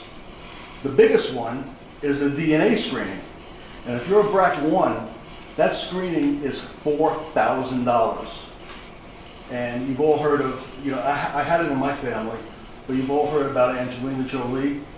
She did the testing because she knew that perhaps that gene might have been in her body, and it was. And it happened in my family, the three of my cousins, and they had a double mastectomy to prevent the cancer. So these are preventative things, but you don't lose sight of the overall picture. The overall picture is how we can get money back into the county, and in the form of reduced. You could take that $127,000. leave it in the county, or you pay it to the government every year. The choice is yours. And as I said, I've done my due diligence by giving Charlie a lot of information, legal and everything else, and I would love if, you know, we want to sit down and I'll go over each number with you and follow the trail of the money. And the employee is getting a raise because they're, without the county giving them a raise. What's that percentage amount to? What does that percentage amount to? It's based on their salary and their deductions. You know, it could be $100, it could be, the average benefit bank, I think, is like $125. That's $125 that employee didn't have before. With the DNA and biometric screening, if an employee wanted to take advantage of that, what physicians would they use? Whatever the physicians they want to go to. They can go to any doctor and they're going to accept it and not charge the employee anything for that $4,000 screening? I can't answer that question, but I'll have an answer for you. Because I didn't know if there was a pool, like with Blue Cross, when you want to go for your preventive, you get your cholesterol and you get your Right. biometrics and you get all of that and it's Right. covered as a preventive visit. Right. So if I wanted to go, I didn't know if there was a specific panel of physicians in the Gilmer, Fannin County. I'll find out. But again, you know, keep in mind that what you have on the Blue Cross is a benefit. Mine's not a benefit. It's a direct deliverable to your bottom line. And, you know, the counties have the fiduciary responsibility of keeping money in their coffers if they can. Well, can I ask a question? I'm going to ask the question from the employee's point of view, not from the county's point of view. What bottom line benefit does it give an employee? What bottom line benefit does it give to the county employees? By taking advantage of some of the things that we have on here, especially the teledoc, which is calling a doctor 24/7, not only for a doctor, but psychiatric, and a nurse 24-hour nurse hotline. They don't have to go to the doctor if they have a cold or a flu or something. They can call the doctor up. The doctor can prescribe the prescription over the phone and go pick it up at Huff's. To any doctor? Any doctor. Any doctor? Any doctor. Not? No, I'm sorry. No, the teledoc is board certified doctors that are in the program. On the phone? On the phone. Okay. On the phone. How do you know who's in the program? Yeah. But there's a network of doctors, and I can get that information to you. It's teledoc is like the General Motors of doctor, and they have all different groups in there. I understand. These are all Georgia board certified doctors that are taking these calls. But how is that different from the? Well, here's what happens now. No cost. From a cost standpoint, is because that patient or that person, the employee, is taking advantage of calling the doctor up and getting the medicine. Now they're saving money on that office visit. Now what happens to your health insurance? Your utilization goes down. And the bottom line is, at the end of the year, hopefully your utilization will go down far enough that you get a reduction in premiums. I don't see it happening, but that's the theory. Are those physicians, some of them possibly in the Blue Cross network? Because I want to make sure that my primary doctor, who I can call on Life Health Now, No. I don't want to call some doctor that's not going to be. You're calling a general doctor who's on My the understanding board certified doctor. is you're not picking a doctor to call, you're just calling a telephone You're number. calling, And you get a doctor. you're getting You correct. know, and it may be a different doctor next time you call. Oh. So you dial a telephone number, a doctor comes on line, you say, I think I got the flu, and he says, okay, I'll call CVS and prescription in for you. Let me take it one step further though. Because that doctor already has your medical records in front of him, because has your name and what kind of allergies you may have, stuff like that. Once they do something like that, now they contact your doctor, and that goes into his records as well. How do they But have how do they that? have my How do they have records? No, that? they have your prescription drug records are anybody can get your prescription drug records through a company that's through HIPAA law. So like, for instance, when you want to get a life insurance policy, they're gonna call up the prescription bureau, medical information bureau, MIB, and pull an MIB report. So that's public information. So we get the benefit based on employees participating, which is as simple as opening the email. So if they, who tracks if the employee opens We the do. email? We do. And if they open the email, I understand that they have so many steps and processes to follow. Yes, It's just- not just one email. It's just one, either they'll get an email or a text. So if they get the one email and they have like a wellness program or process to follow, and they don't follow the steps? No. So what benefit is the employee getting if they're only just opening an email and Because they're not following? now they're in compliant with the law. So basically, just by clicking open, and they don't have to do a thing. So they're not really following the wellness That's- plan, they're just opening an They're email. participating. That's the difference. What if I don't email? Well, okay, now what happens is that we now go back to you on a couple of occasions to try to say, how come you didn't open up this email?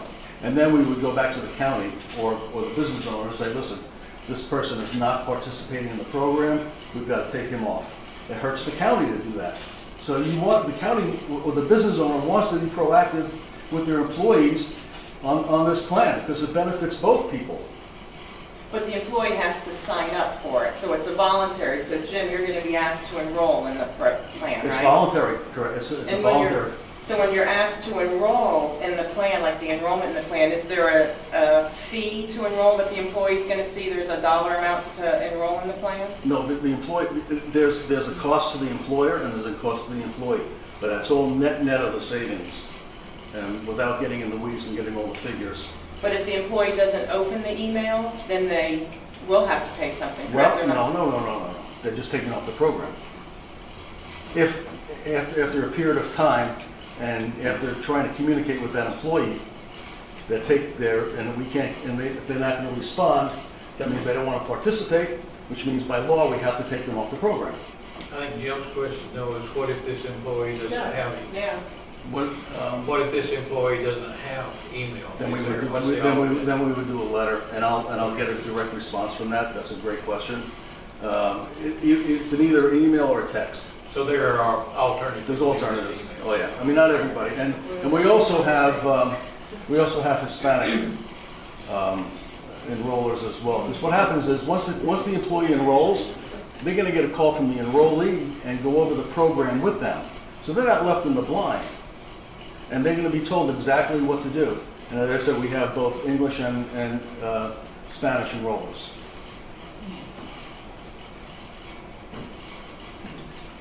I would love to hear Diane's take on it after she has done her due diligence, or maybe you feel like you have. I have emailed, like I said, through the GLGPA, which is the state of Georgia, human resources directors throughout the state of Georgia, through all municipalities.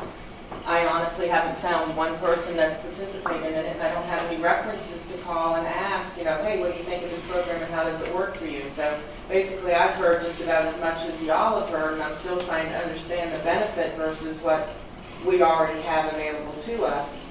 And employees aren't taking advantage of what we currently have, so I don't understand, or I'm trying to understand how this benefit is going to make them want to participate when they're not participating in it now. If I understand it, they would actually see a little increase in their take-home pay. Yes, sir. If they do this. Diane, you're losing, it's not a benefit. You keep what you have. This has nothing to do with your health insurance. You keep everything in place. This is just a way, the vehicle is a way for the FICA tax reduction to take place. And it's a participating program. You're not losing anything. It's just, you need to have that vehicle in order to get the tax reduction.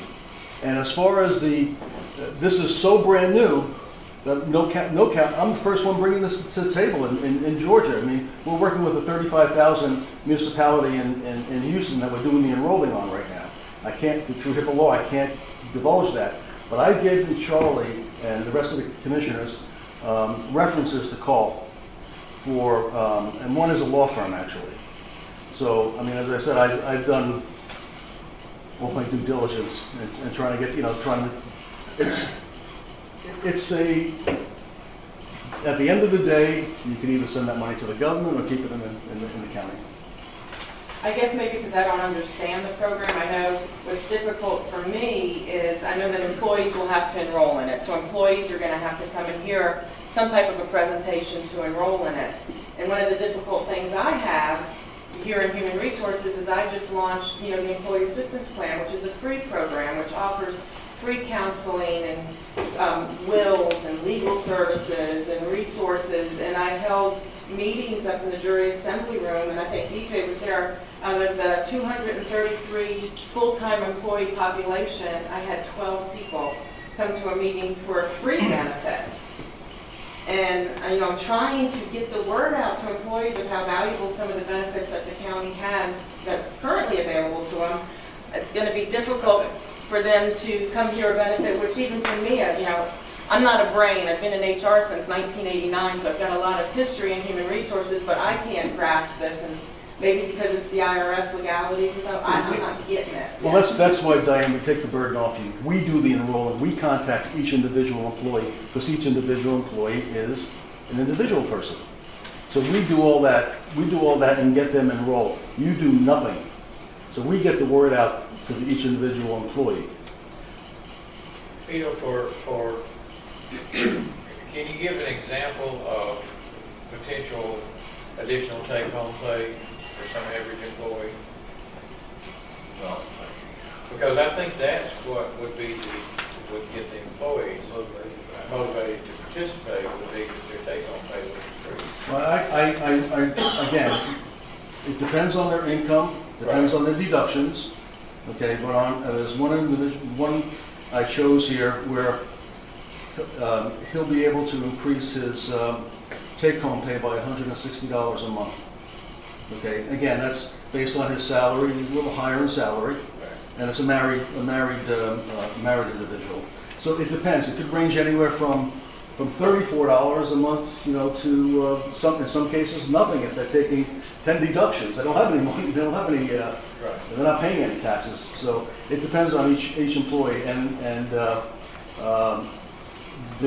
on the second page of my report that I gave to you is if you look in the column of the benefit bank, that shows how much money would be going back, or the employee, Which sheet are you referring to?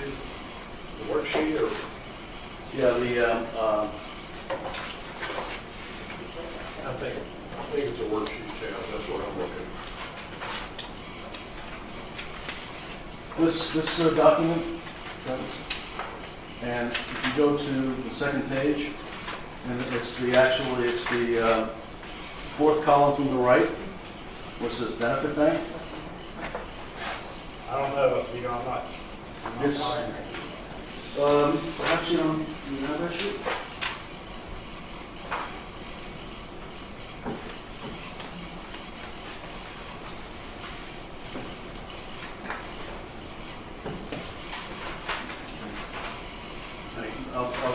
I think this is the whole package. But here you can see from the benefit bank again. Diane didn't supply me any names, which is okay.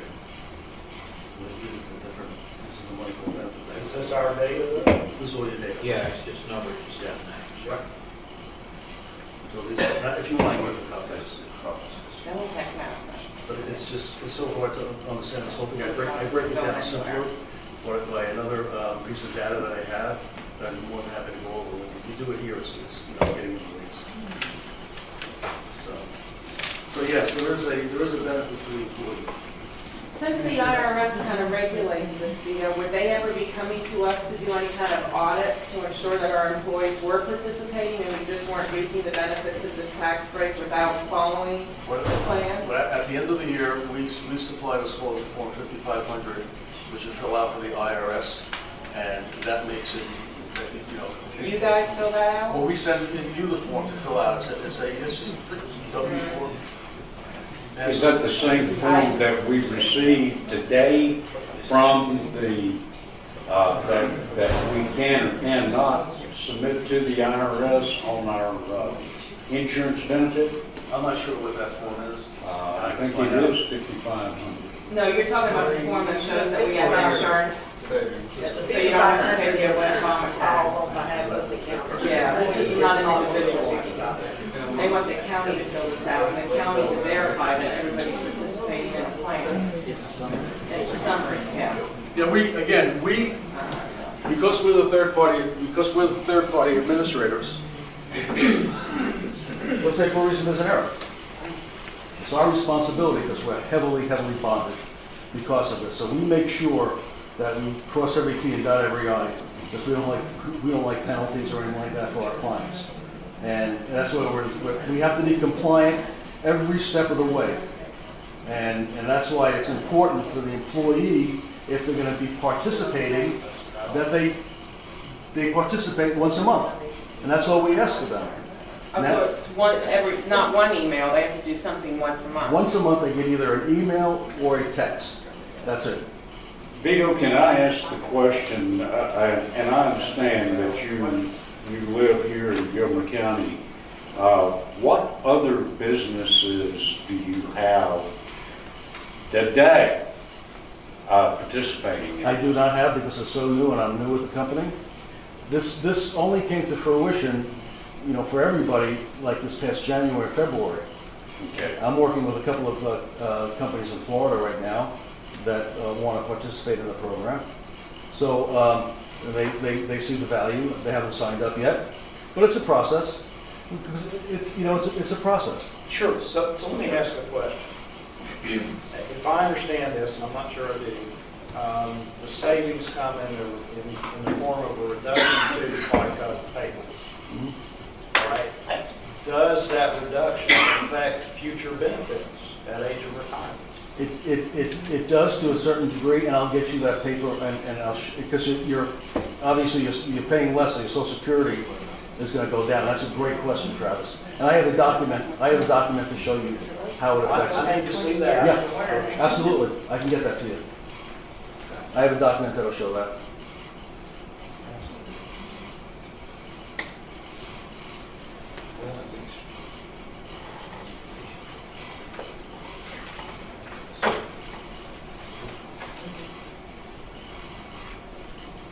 Well, I need to do more research and I need to understand it better. I have no inkling of it. Travis, I would love to just have a one-on-one with you at your shop, at your business, and take I'm not sure that's the place to do it, but yeah. Whatever's good for you. Because I think when I show you the money trail, you'll get it. You'll understand it. And it won't take that long, 20 minutes of your time, that's all. And Vito, if you would get copies of that, and I think I know I've seen a copy of it, I'm not quite sure where it's ended up, but where you've got the list of the employees by number, Yeah, and also the, you have it. well, yeah, that's what I'm saying, but Travis and Dallas Stone, and I'm not sure I can put my hands on it right now. If you could get copies of that for them. And also the document that you're talking about that shows the effects on future benefits. Right. Then we can, I guess, move on with this point.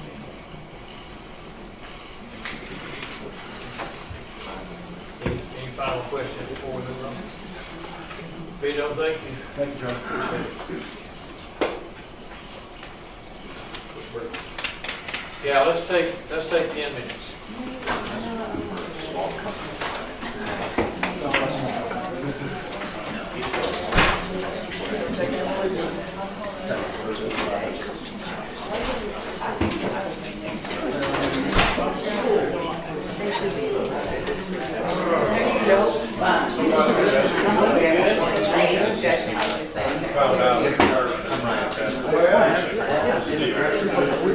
The inside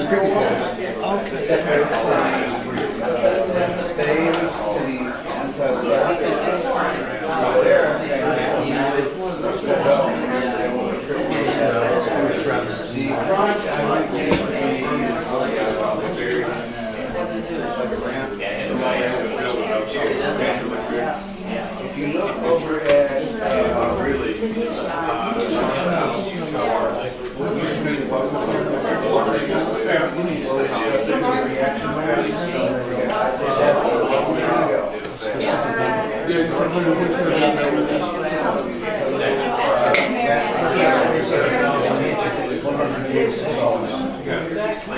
Look at that, I think that's the same.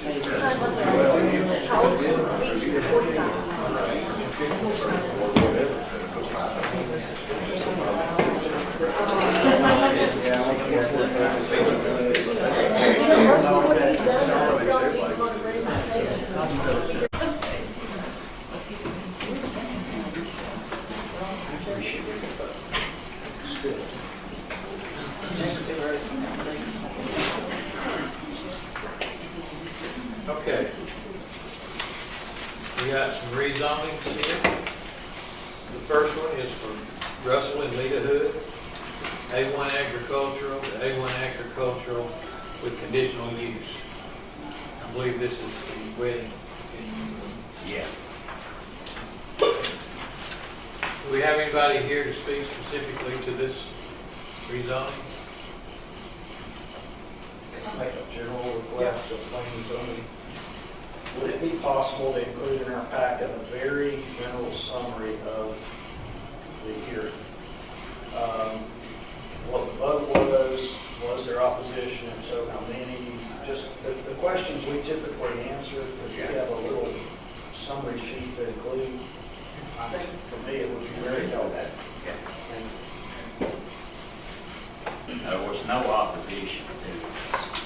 yeah, just on the form, if that was in here. You mean that? It'll save us from asking the question. Because we always ask the same questions. That'd be easy. Thank you. Okay. I just want to comment, we're talking about 6.5 acres, and I know they're asking for a large, not a small thing, and so you got to go through this, but I'm not sure I understand how on 6.5 acres you could have anything more than a small venue going on. And I know multiple times we have these come up and people want to make it a large so they never have a problem. But this business between large and small is just not working. It doesn't. We can't differentiate between them, and I don't like having to deal with this way. We talked to Russell and his wife about this. They said one time out of 500, if they have that many, if they might have over 150 people there, they said it's going to be the majority of the time less than 100. They said we're not putting it in for a large venue. They said that's not going to be there. He said once in a lifetime might happen, but most of the time it's small venue. But they wanted that acreage in there just in case, they come over one time that they was covered, because he said they didn't want to be in violation of anything. Well, nobody's going to want to take the small and go with that permit or that. It's a waste. We're not accomplishing anything. Well, actually, the small is a permitted use, it's not a condition. Well, I know, and that I think is appropriate, actually, the appropriate designation that applies to something like this, in my opinion. Not a large. It is a permitted use, it is not a conditional What's the use. criteria you want to use to establish The same criteria they're using to establish it as a large. There is none. That's one of the problems. There is none. We don't have a good, clean definition of what's large.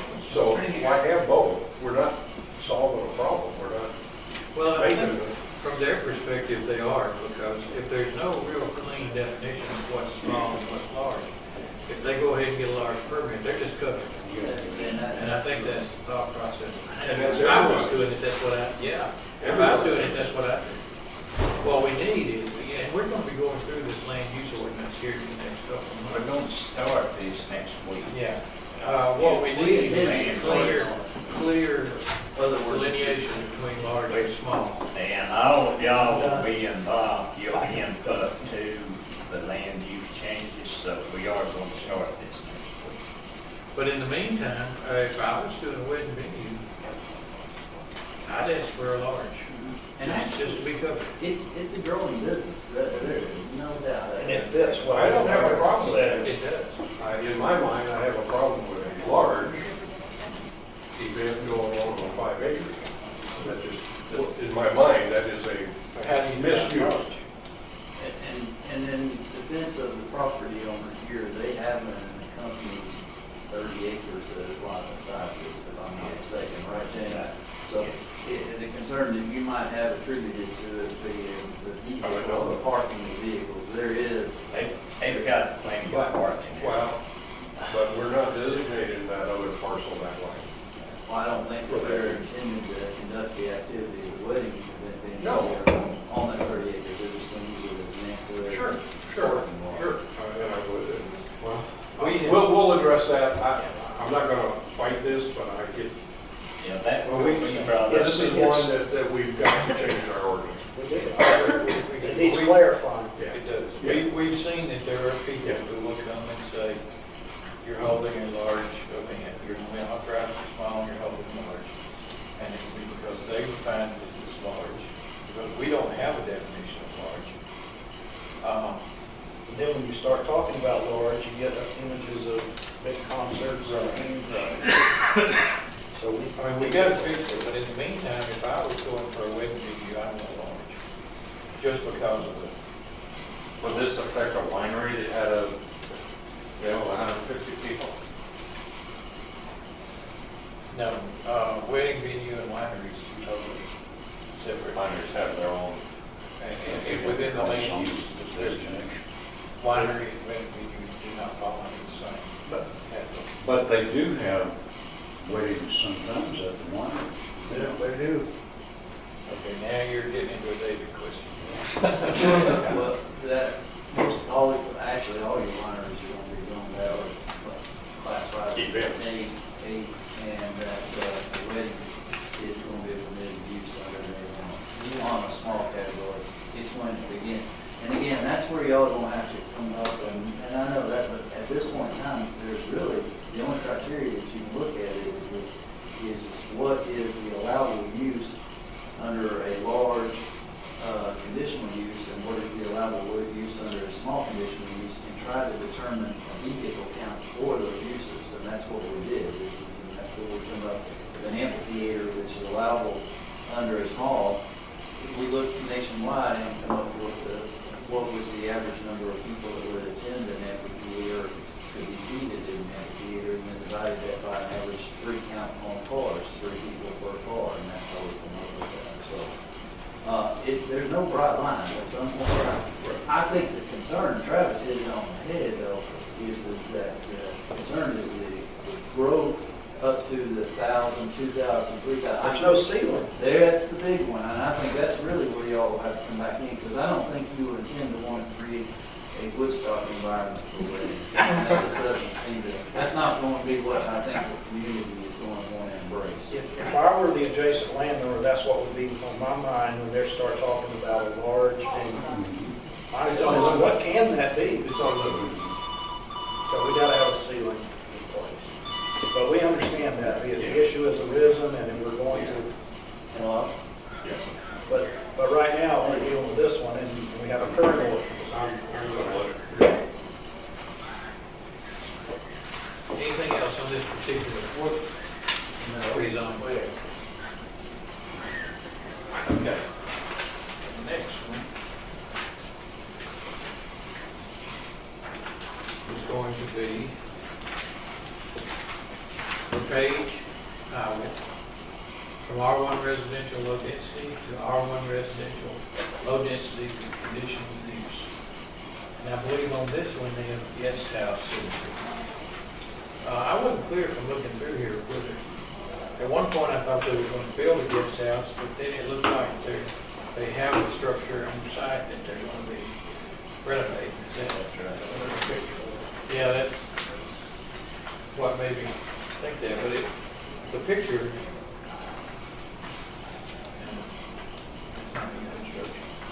Okay, so there's one on the side. It did, but I started off thinking that they were talking about building, but, since the picture's done. Anyway, is there anybody here to speak to this specific rezoning request? Y'all have any questions on it? No opposition on No this. opposition. All right, then, moving on. The next one is going to be Mark S. Holt, A1 Agricultural to A1 Agricultural conditional use. And this one is for the motocross track. This was, All of us. this was denied by the planning commission. It was initially denied by the planning commission. I think we've got people here that would like to speak to this. Yes, sir. I would like to speak to it. Yes.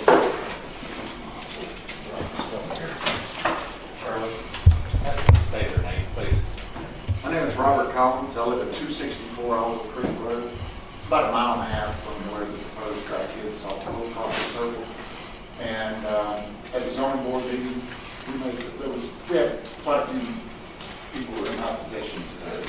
And I think Tibby, my neighbor, and Heather, and the lady there, and they're all here. A couple of things I'd like to address real quick is suitability, which going through the Gilmer County Comprehensive Plan, East Village and Gilmer County and all. Agritourism has really exploded here in Gilmer County. The wineries, of course, apple houses, poultry. People come up here to enjoy Gilmer County. One of the things that we had a TripAdvisor just made, LJ, one of the top 4 destinations in the country. I don't know if that's so. And one of the things that they mentioned was that their agriculture and rich Appalachian scenery. A lot of people come up here, they rent houses, they hike, fish, motorcycle ride, which I haven't done motorcycles. They come up here and ride and enjoy it. But a lot of people just want to sit on the front porch and enjoy a cup of coffee and enjoy Gilmer County. They don't want to listen to motorcycles, they don't want to do this.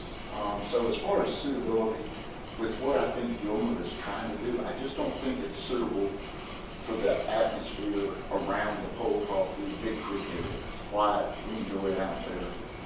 And to bring this in, it's just not compatible. And that was another thing I'd like to go real quick, is the compatibility defined as a state in which 2 things are available to it, or able to exist or occur together without problems or conflict. Obviously, by the turnout the other day at the zoning board commission, this is going to create some conflict. There's 1,000 acres, pastures, trout streams, houses, business. Everybody's lived out there. I've been out for 15 years. In harmony, we all get along. We love the businesses. We love the holding farms. Everything out there is just nice and quiet. We don't want this chaos brought into our lives. And we've got the Ridge Mountain Wilderness area out there, which is a treasure. We're lucky to have that. And where this track is going to be located, it's about a mile and a half from Ridge Mountain. It's got endangered species. Gilmer's lucky to have Kahutta and Ridge Mountain because it draws people here, hikers, fishermen, hunters. The whole thing is just a city. I would hate to see that destroyed by approving this thing. And on the backside, we have 150 motorcycles that end up running 3, 4, 5 days a week, and it's echoing through this valley. And in closing, well, let me get it. Holden Creek, where it runs right along this motorcycle track, would run right along Holden Creek, trout stream.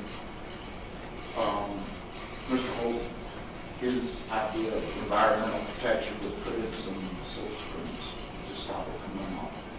But it didn't address stuff like the sewage with these pork pies. What about the gas runoff? It's the noise, the vibrations. I talked to traffic unlimited. They said the vibrations created by 100 motorcycles running around constantly is going to impact fish, impact habitat. And if we destroy that stream, will Gilmer County be responsible for, if they approve this and it comes back and destroys the trout stream, would Gilmer have any financial or legal liability for restoring this stream back to its pristine condition? I don't know. It's just a question I have. And in the final,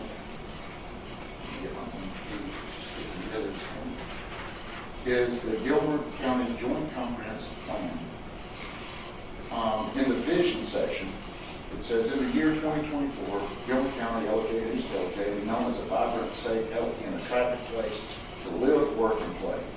The excellent quality of life experienced by all of our residents and visitors is a result of the following: livability, This motocross track is not suitable nor is it compatible activity for the Big Creek area. It threatens the livability, quality of life, and property values currently enjoyed by the property owners and residents in the area.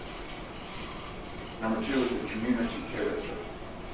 This track will have an extremely negative impact on the natural resources of Holden Creek, Ridge Mountain Wilderness Area, as well as local hiking trails, and is not consistent with the current community character that Big Creek is known for. And last is the shared direction.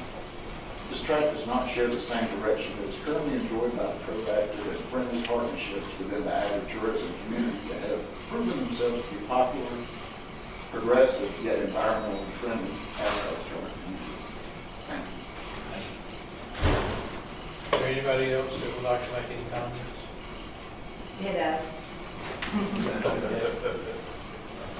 I'd like to say publicly, Robert, thank you for your work on the Appalachian Trail and Gilmer County. Robert is a trail maintainer, volunteers a lot of time and effort, so thank you.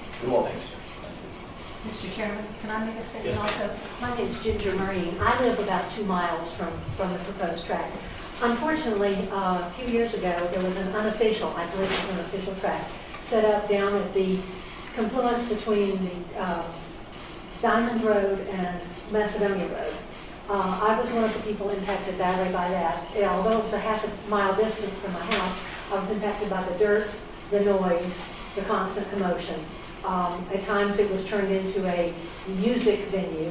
I complained about being able to hear it inside my house. My son, who was a big musician, poo-pooed me until he came to visit me. And then he said, you know, you can hear it inside the house. I had asthma. I couldn't be outside when it was going. Fortunately, I'm hard of hearing, so that part wasn't quite so bad, but still you hear the noise. Once this genie is out of the bottle, it doesn't go back. So I would encourage the commission to think about that as they're thinking about other things along this line. If this were to be approved, there's no place in Gilmer County that's safe. Not even our churches, because they are impacted by this also. So I hope that this commission will go ahead and ratify what their recommendation made by the others, the planning commission was, to deny this. Thank you.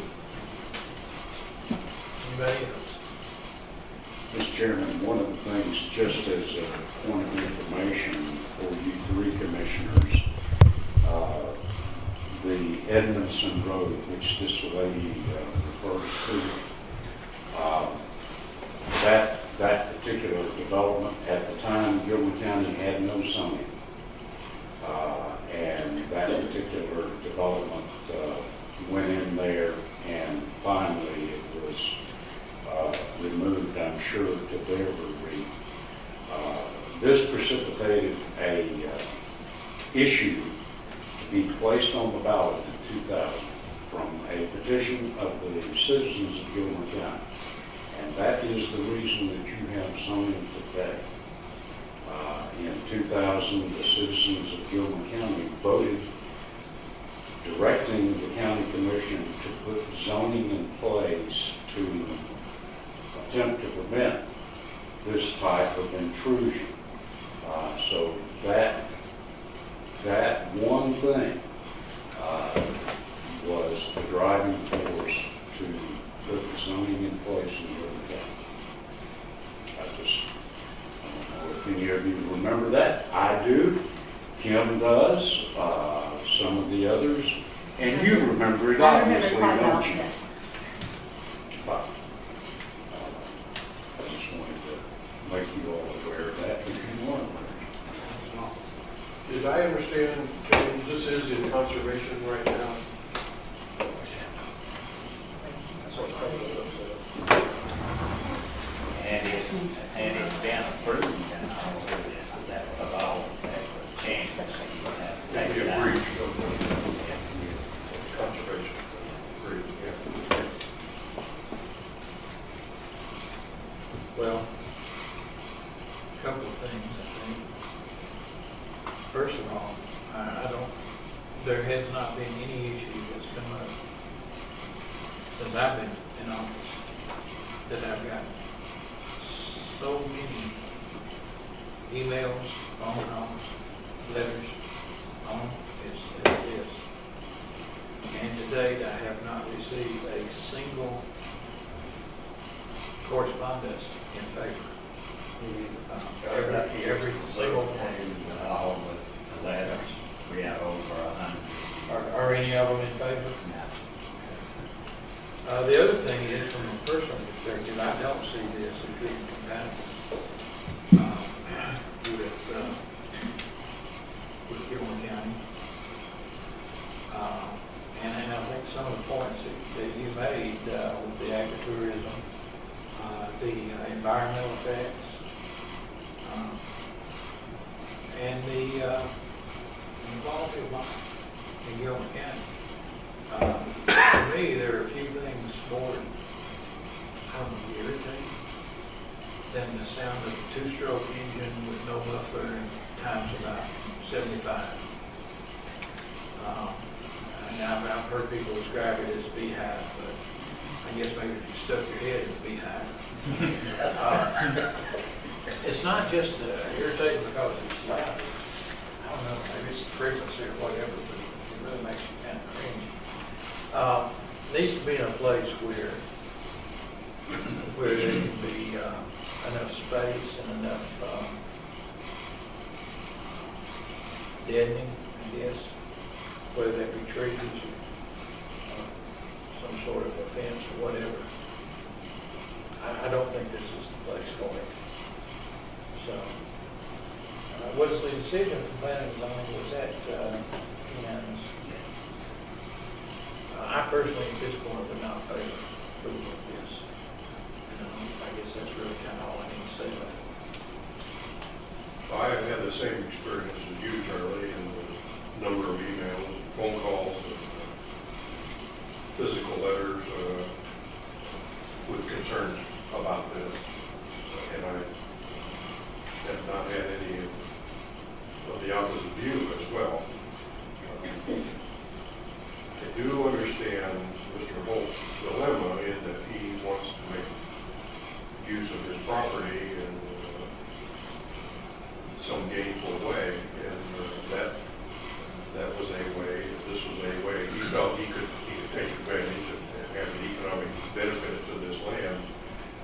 And I think that's true. It probably would benefit him economically if he did this. There are those circumstances such as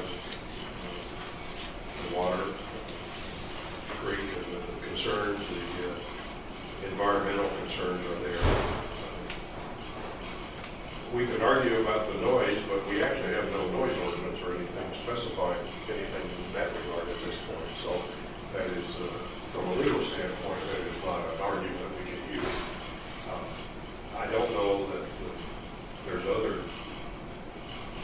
strictly legal basis of denying this or not proving it, but there are those things that we need to look at as a community and as a rural community, as a agricultural community, to preserving some of that. And I think that's valid in this case, that we would not be preserving those things that we intend to do. So I'm in agreement. It is not a good use. I think zoning at its very core is protecting property values and allowing people to live together in some degree of harmony. And I agree we don't have a noise ordinance, and that would be illegal.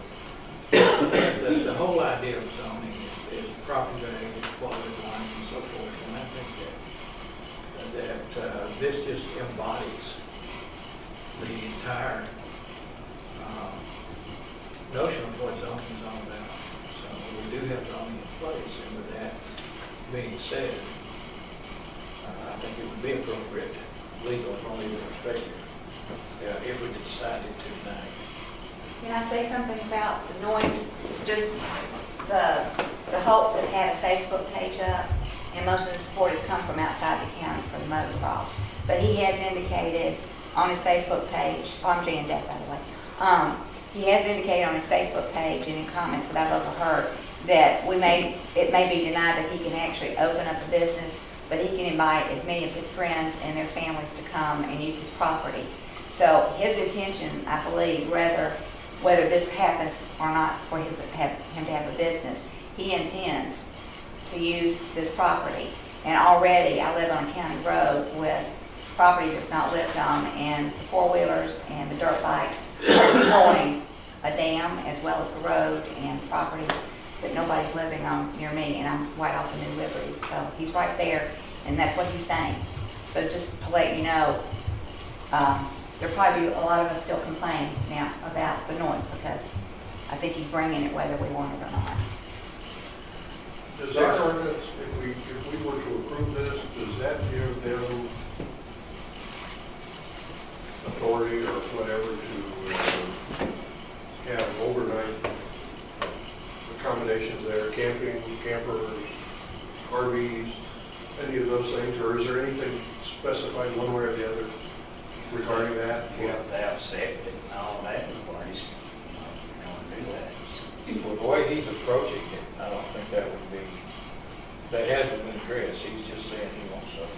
If it were a true business though, with being Saturday and Sunday or Friday, Saturday, Sunday, whatever the hours, covering multiple days, that would typically become a need.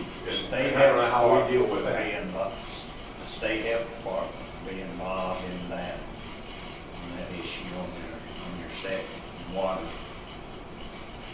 Okay.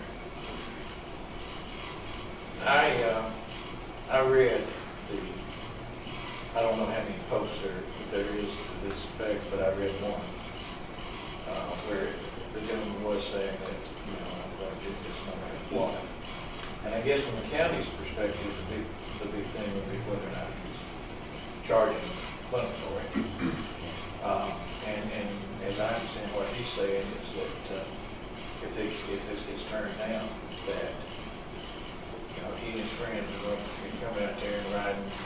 I think he's indicated day and night. Reading the post sounded to me like the intention was malicious. Or maybe, I don't know. But it's kind of like, if it's not approved, I'll teach you kind of thing.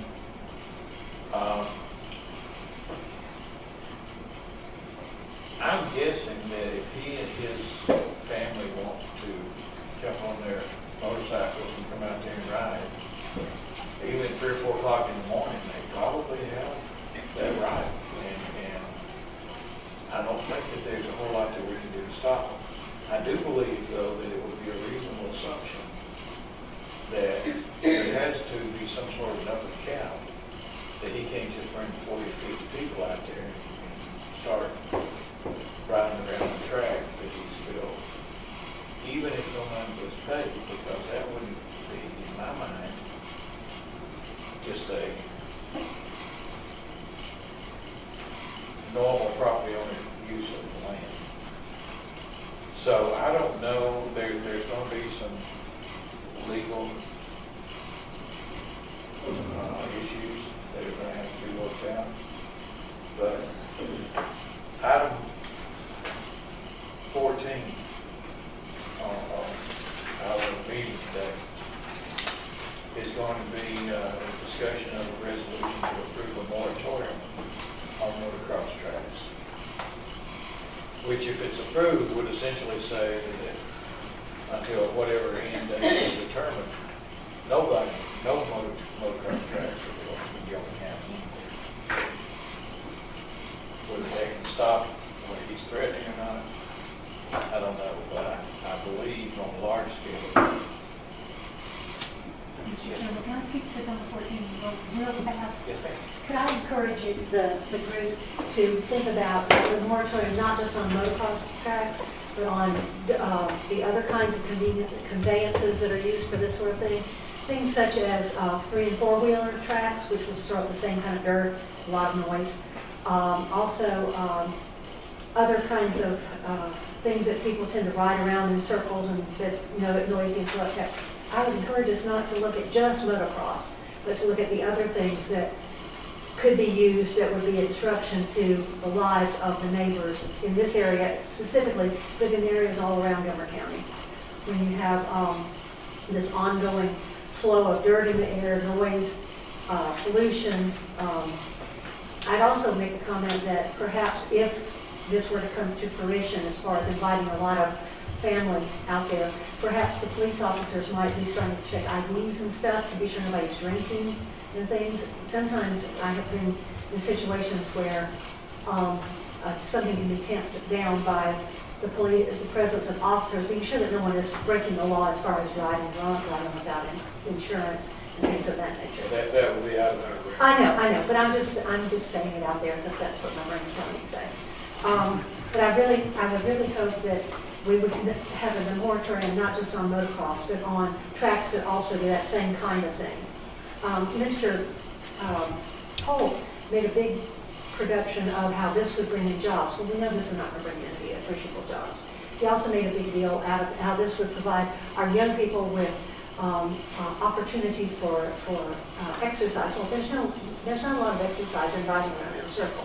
We're really concerned about our young people. We want to provide healthy things for them to do, not breathing dust and throwing dust up in the air and making a loud noise and maybe falling and hurting themselves.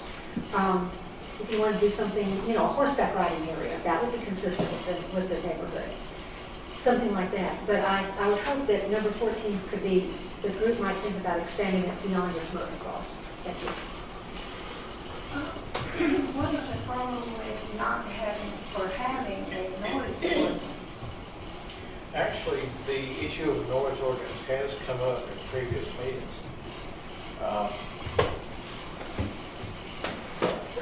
Most folks, and one of the things we addressed here is all of the emails and all the letters that we got in opposition to the motocross.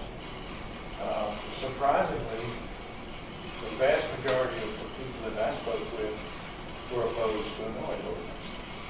And a lot of that was, I guess, their concerns that the things that they do on a daily basis may be considered in violation of some noise ordinance.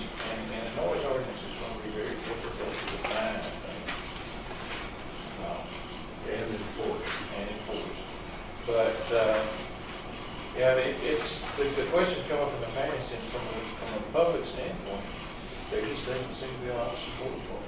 Now, the people who do support it adamantly.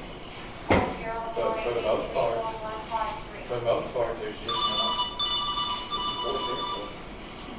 And I think it goes back to the people in Gilmer County wanting to have the least amount of restrictions that they possibly can.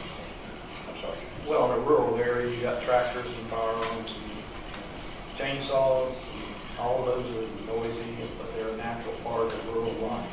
And so it is very difficult in our setting.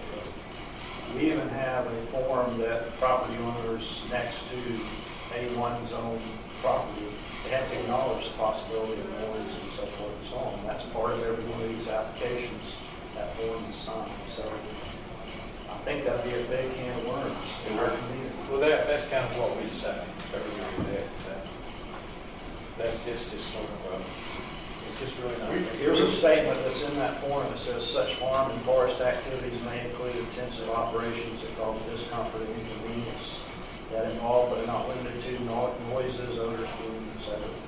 So, But is that not a normal something in an agricultural area where when just recently across the dam from me, they had built ramps and those kids were riding up and down the ramps and everything. So that's not a natural something that happens in the pastoral area where I live. That was an intentional building of ramps for motorcycles. And that's a noise ordinance that, I couldn't do anything about because there wasn't an ordinance for me to complain about every Saturday and Sunday. They're doing ramps, and so what's natural and what's not natural, because bring the Harleys, but the motorcycles. it's hard to nail it down. It is. Were they doing it in the middle of the night? Yes. In the middle of that. Yes. Wow. And building bonfires down on the lake, and I had to get the sheriff out there because not supposed to be camping on the lake. That's private property. They were on their property with the ramps. But it was very disrespectful. Could the board, I was going to say, could the board approach it as opposed to a noise but a nuisance ordinance?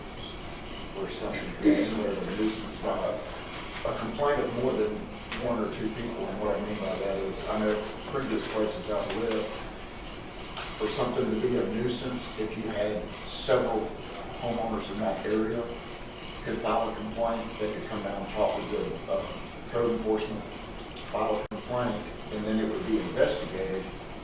And they had to have several, 3, 4, 5 people complaining, so you didn't get on the one-on-one, where I'm complaining about you, you're complaining about me. But if you get a general consensus of an area, or neighbors or property owners that say this is a nuisance, and they're willing to state that, then you would approach it more of a nuisance as opposed to noise ordinance. Because just like Travis said, you're gonna have people shooting guns. There's one thing to shoot a gun, one thing to open up a firing range, and like I said, a tractor, and then there's another thing to have tractor pulls, so I mean, it's all in relation, but maybe approach it from a nuisance standpoint as opposed to a noise standpoint. Something we can think about. Okay, anything else on this particular request? Okay. All right, moving on. James R. True, R1 residential OSC to A1 agricultural. Do we have anybody here to speak specifically to this request? Was approved by the planning commission unanimous. Yeah, all right, so then moving on. Richard Dale and Patricia T. Goring, R1 residential low density to R1 residential high density. Okay. Do we have anybody here to speak specifically to this? Maybe I don't have to ask that. This was also approved by the planning commission unanimous. I might make a comment. It's a little unusual that we do part 2, but there was a very specific reason here because of the size of the property, and yeah, that it makes sense, and I don't have a problem. Yeah. R1 would require how much? 3.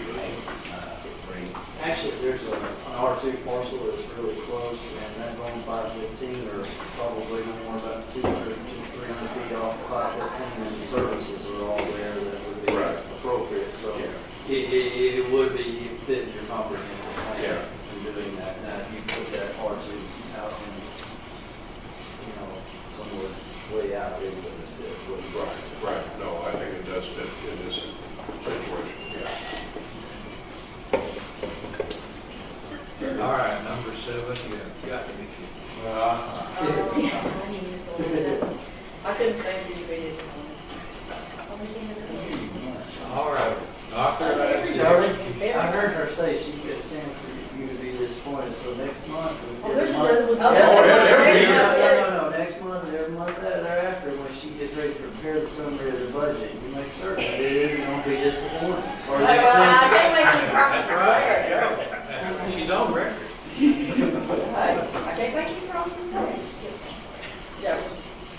Okay, authorize the execution of the fiscal year 16-17 North Georgia Community Action Agreement for rural public transportation service.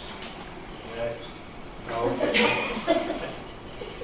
Final adoption of the amendments to Article 1, Chapter 50, Section 50-1, entitled Collection of Tax on Harvested Timber of the Gilmer County Code. Folks involved seem very satisfied with everyone I've talked to. I've had no comments negative against this as well. Yeah, we may have gotten something that's usable. All right. David, I might have had, let me quickly check, there might have been a typo that I wanted to catch, and I don't know if it was in this one or a different later on. Let me just flip through the pages. I'll find it off of me. It was a typo. Charlie, we discussed during when we started this timber ordinance, as soon as it went through the meetings and everything was approved, we would follow that up with starting our redoing our land development ordinance soon after that. So we won't try to start that next week. Absolutely. And I've got some input from some folks that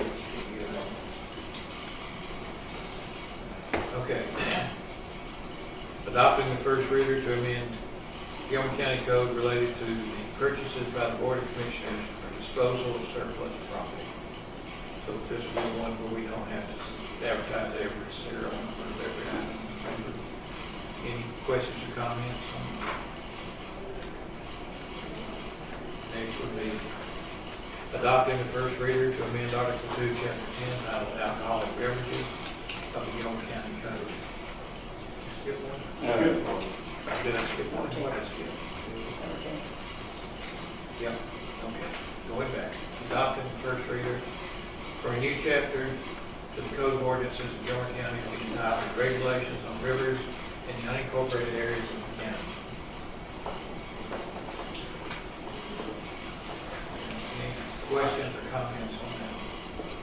I've got some questions that I wanted to get answered, and just generally speaking, tell me one more time, we do not consider these rivers navigable, and the federal government and the Corps of Engineers and everybody else, we all agree they're not navigable. I wouldn't use a universal blanket statement like that. I think that the dog is interpreted and I think that as a general rule, probably, but I think that there could be an argument that one or more might potentially be navigable in some spots. That's the lower part of the county. The reason I raise that question is because the state law says that non-navigable streams belong to the owners. Yeah. The ground. And we're going to the ground. The ground. Yeah. But not the water. But we are, what my concern is, we aren't setting an ordinance that does cause some impact on what happens on adjacent property. I think, if I read this ordinance. And I don't want to get into a conflict with the state law. Is all I'm concerned with there. A legal question is what I'm looking at. Say that again, you're creating an ordinance that impacts private property? Is that what you're? Well, we are stating on these regulations,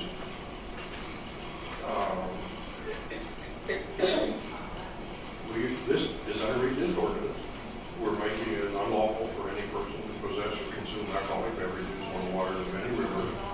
That's part of that. We are exempting landowners, lessees, guests, any property that's adjacent to the river, and it does not apply to waters in Gilmer County that have been under Four Cars Lake. I don't think that applies to Coosawatta River. We're just talking about the lake, aren't we? Yeah. Because the Corps has other rules. And that keeps us from being in conflict with the federal regulations that says it's permitted. I didn't want to get in conflict with any state ordinance that says we're violating the state law where it says that the owner has exclusive possession of the stream as much as he has any other part of the land. That's a concern that we're making restrictions that the state doesn't allow. Well, I don't think the owner has control of the stream. And that's such a terrible quagmire. Oh, I know it is. I don't know that you would want. I know it is. I think given the urgency of the problem that is occurring, if you wanted to wait until there was some finality of the answer, which might be 15, 20, 25 years, I would encourage you to, this is one where it's worthy of the risk to go ahead and impose the ordinance and then let somebody come back from the feds and say, hey, you can't regulate this alcohol here. Okay. That would be my I'm not disagreeing with that. or the state, rather. Yeah. And I don't think the state's the only one stepping into that arena. I mean, that's spoken my Well, I mean, it's already It's prohibited commonly on the streets of Georgia. It's already happening.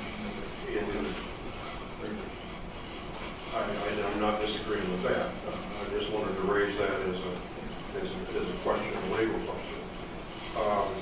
Who will be enforcing this? That's another question I wanted to.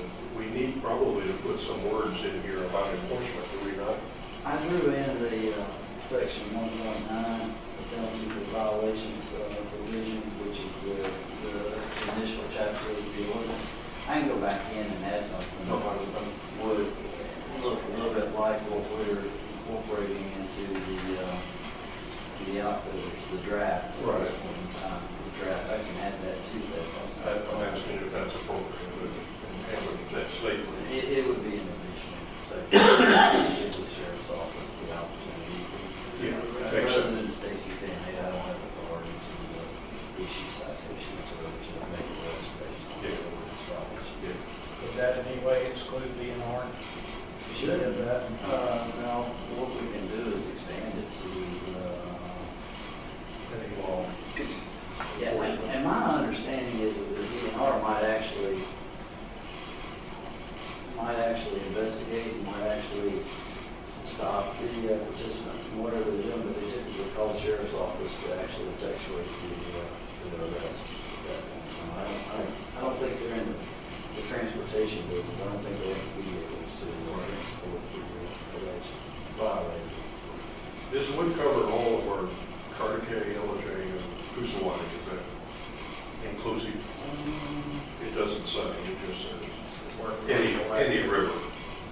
It says any river, and I'm just making that. The commercial boating activity regularly takes place. So that was to kind of provide for Mountain Town Creek, where there's not any commercial boating activity that's regularly occurring on that stream.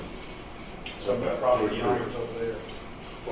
But it specifically says river. It There's doesn't, no commercial activity on Clear Creek. it specifically says river. Not anywhere. Yeah, it does say river. I mean, Just asking. we can add creeks and streams and whatever else you feel is. What have you accomplished when you do that? There's no commercial activity on it, so that's excluded At this already. time. At this time. Right. Just a thought. Since, I'd say the likelihood of it happening on Mountain Town Creek is remote. Whenever you hit, you can revisit it. They go to the trout to do it pretty seriously. I wouldn't want to be wandering down in the boat. That's not to everybody that I was passing. Well, I do paddle that in the water, but there's no commercial activity. That I'm aware of.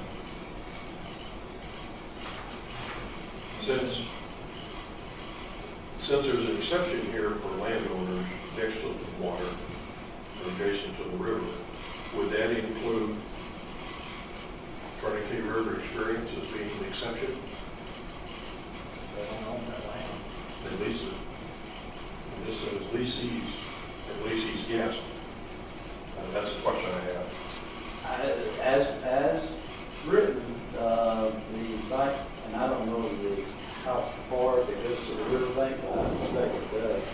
They'd be able to continue to allow consumption of alcohol there on their business premises.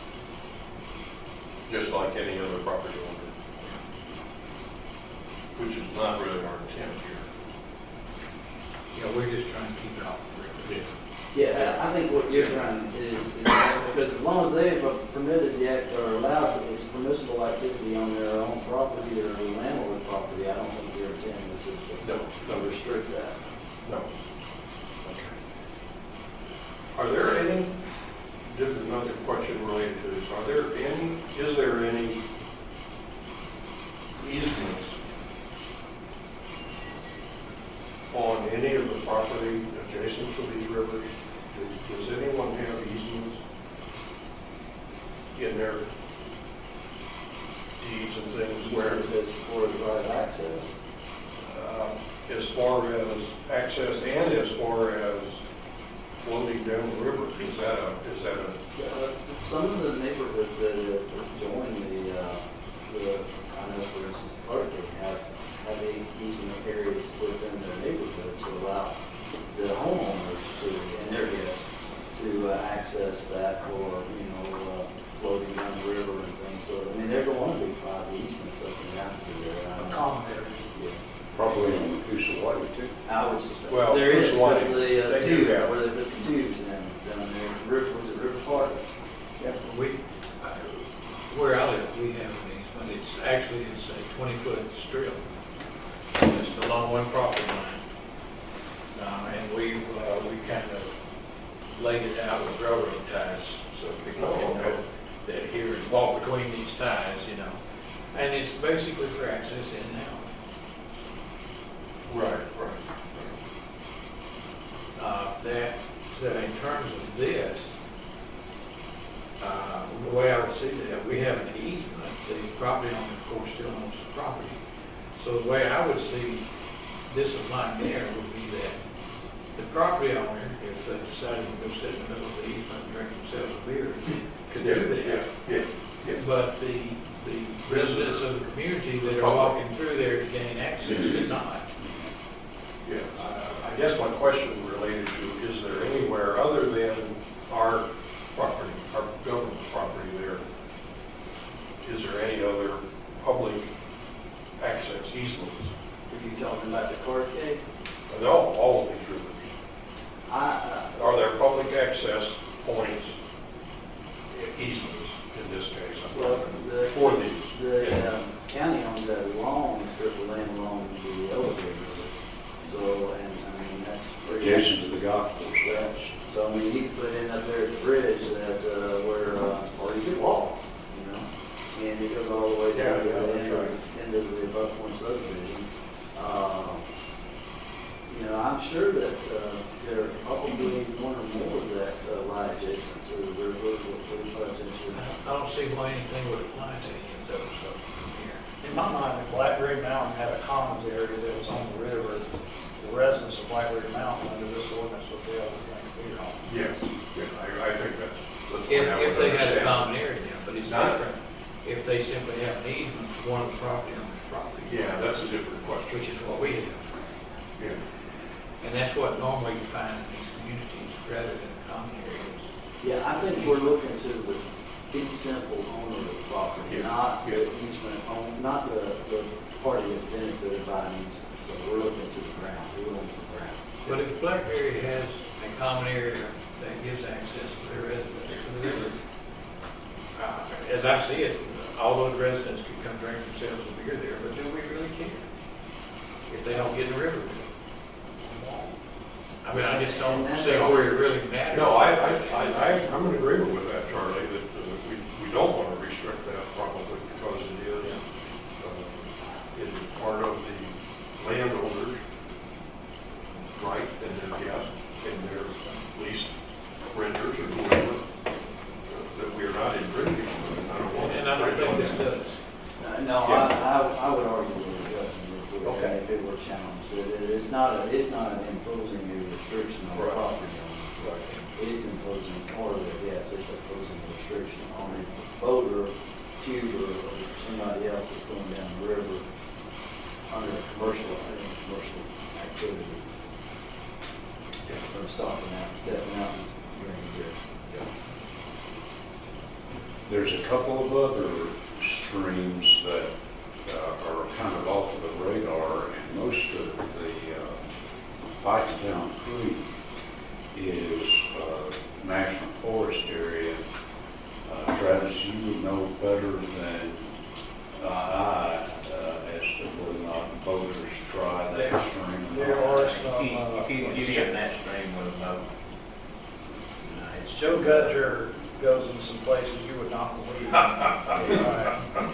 It's not a commercial activity, it's just private boaters. Just private They're boaters. not drinking, I assure you.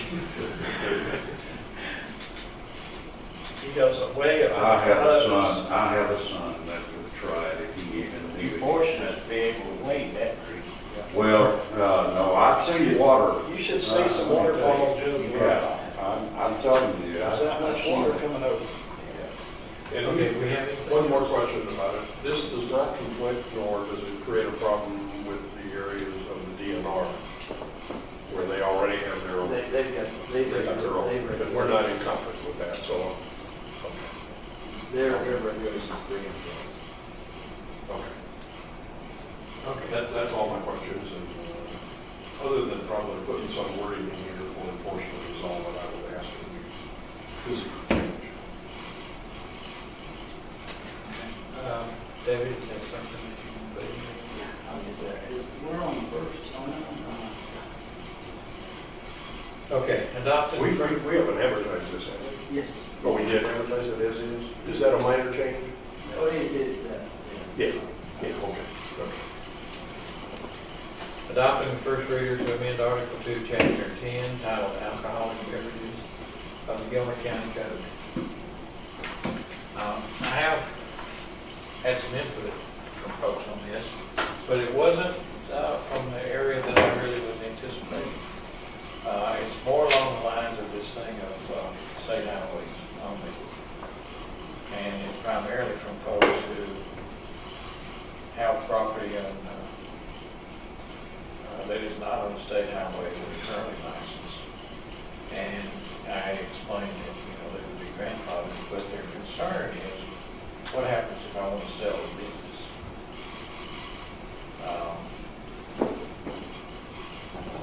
And I don't know the answer to that. But I am getting a lot of pushback on the state roads on the portion of it. And I thought you would, before tonight. Well, and I will add to that particular comment, I've heard similar comments, but I've actually had a couple businesses that currently sell that aren't happy with this. I think it's because of the competition. Well, I can't do anything for I wouldn't expect you currently licensed. Right, exactly. But there was a question about those portions of our county roads.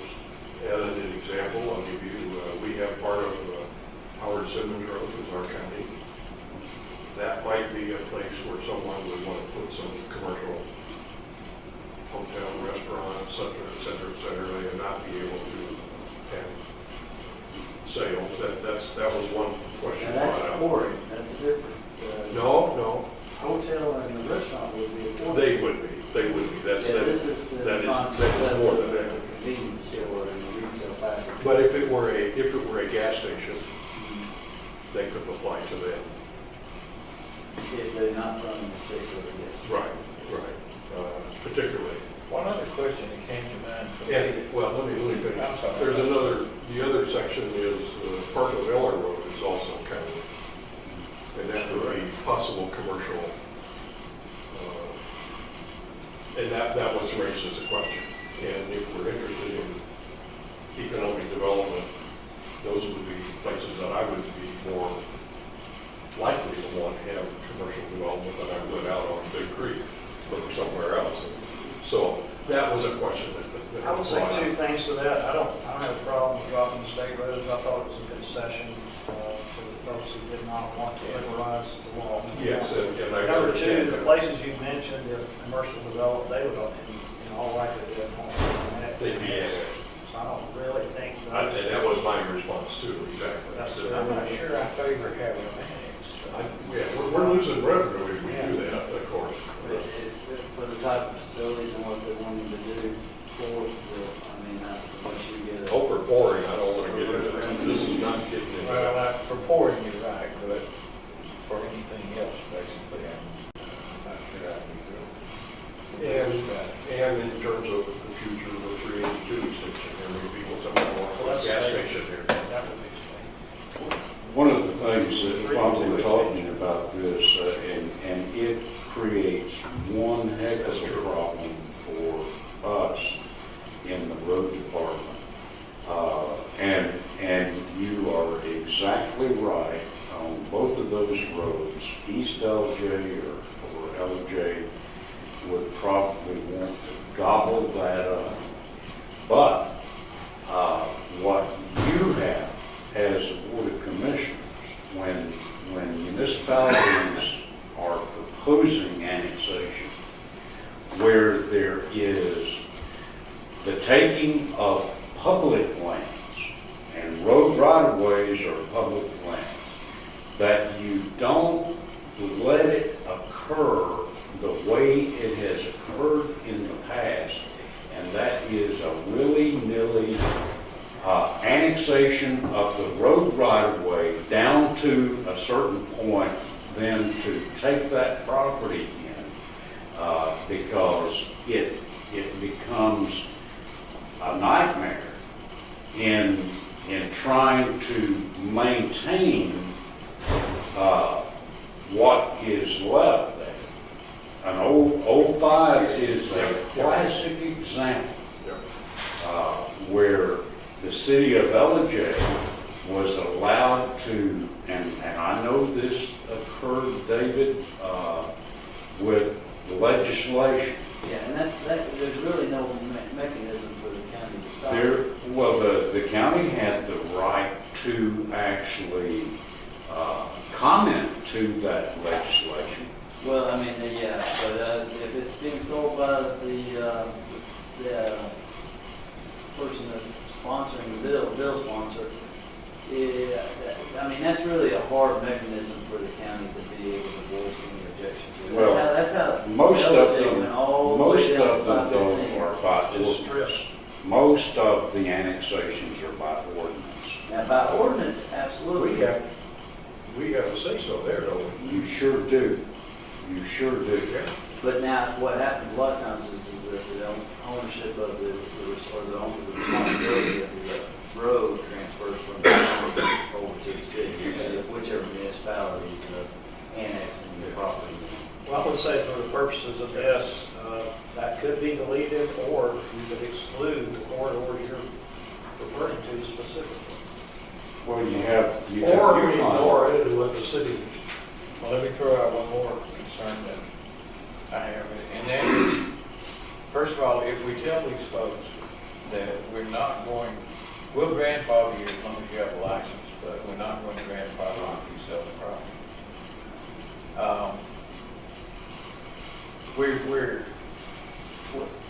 Now, that's the situation that the current business owners are in. They're able to, because they've got a grandfather location. The proximity, the distance requirements don't apply to them.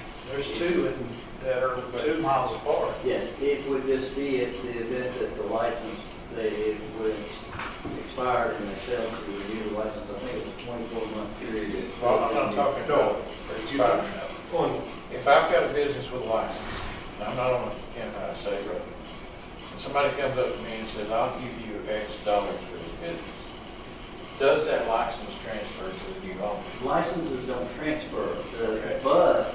So the new owner can't get a license? No, they would be able to get a license because of the grandfather exemption as far as that site. And that brings me to my point. What we've just done is triple the value of that property for whoever owns it right now. Because this guy has a license on a non-state road that somebody can come in and buy this business and get a license on a non-state road. His property values is just shot straight up because of our legislation. I think that's true. And I guess that's not, I'm sure that's not illegal, but it's that.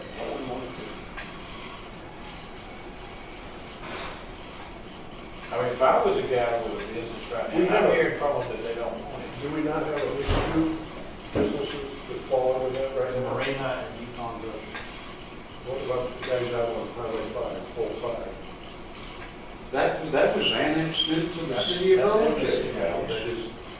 They're You talking about that corner? No, on down, before you get to the intersection. Kind of that boring. What's it called? What's it? Boring store, that's what it. Yeah. No, not that green, so I'm talking about green. Yeah, it's been there 100 years. But the folks I hear from was opposed to it. If I had that business, I would say, please. Massive. Yeah. Yeah. And then I'd immediately put it on fire. But anyway, the state road thing is an issue. I'm not stuck on the state road. It was an accommodation. If y'all decide to not go in that direction, the key question that I'm going to have for you is what is a major paved county road? Can you define that? In your county, if it's paved. So do you want to We can take the word major out. You want to take major out? That's a good question. No, I understand. Well, you could also, 2 lane. Well, there's definitions for collectors and arterials, right-of-way width, Yukon, you've got, it's a wide right-of-way. You've got 80 feet on Yukon Road. Now, 05, What do you call these arterial? arterials, they are, arterial is for, they're arteries, they're major transportation arteries of the county. Are the roads in Gilmer County, have they been designated? I think DOT has designation I have seen that. for, yes, and I. I think it's a good direction you want to go, if you want to go in that direction, but I can't place it on a map for you, so you might want to look and see where those roads, those collectors are and those arteries are, so that you'll know what you're excluding and what you're not excluding. 'Cause We've talked about Bushy Head Gap in terms of, No. you have, I mean, you've talked about it's a transportation artery from Fannin County. No, it's It's true. it's a connector to other counties. Rock Creek is a connector to other counties. But Charlie's suggestion, just paved, is probably sufficient, because y'all don't get too, Not too far. I don't think you can consider triple surface to be included in the term paved. That asphalt paved might be a better way. Asphalt paved. We could go that route. But there is a state. Yeah, that might be able to help you with that state designation. I'm not sure about that, but the roads I know that we're talking about here, but that would include Big Creek, Roy Road, Yukon. I could go on and on. I will say this, part of the reason there hasn't been tremendous opposition is these concessions, in my opinion. I agree. Well, that's helped. I agree. Travis. It's made it easier to swallow for folks who, it doesn't feel like it's one side. But I agree with that, but I also have that same thought of I hear you, I do. I really the do. existing guy and what we're doing for him or to him. Well, I mean, we can exempt, or we can exempt Eller and Howard, Simmons, and grandfather the ones who currently have it, The sheriff was fairly, he thought it was a good idea. He liked the idea of them giving them one out. It's a safety. Stacy. Sure. It's a safety Well, and an enforcement help. You have Maynard Griggs with the Yukon grocery out there. I thought that would be a pushback that you all would experience, Maynard's. He's got a license and Charlie's. He's grandfathered. The economics of this ordinance is like Charlie, it makes sense. Well, it's already up there. When he gets the license, the value of that property went up. Well, it's true now. I mean, with the restrictive ordinance we have now. But it's not transferable. His license is not transferable. the thing that'll make it more valuable in the future is whoever buys that property can apply for a license and be granted a license in an area where licenses are not allowed. It's exclusive almost. It's exclusive. It's a franchise. And I think that will increase the value of property. Ironically, Maynard is opposed to it. Ironically, he is opposed. Yeah. For other reasons. But now, to me, if we, and your point that a lot of the reason we haven't heard what we did last time with these positions, I totally agree with. But the Eller Road, Howard Simmons Road thing is persuasive.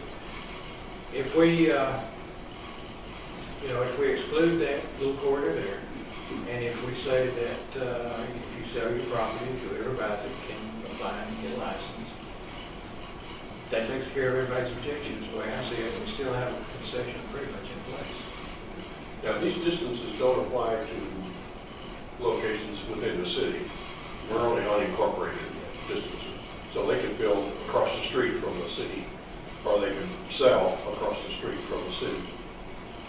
What about if that church were in the city and my property was not in the city, but within that footage, then it would apply, right? The distance as far as the restriction. For residents and church, but Yeah. school, Yeah, but I business? Yeah, because you'll have to either then state any church, school, or park in the unincorporated area of the county.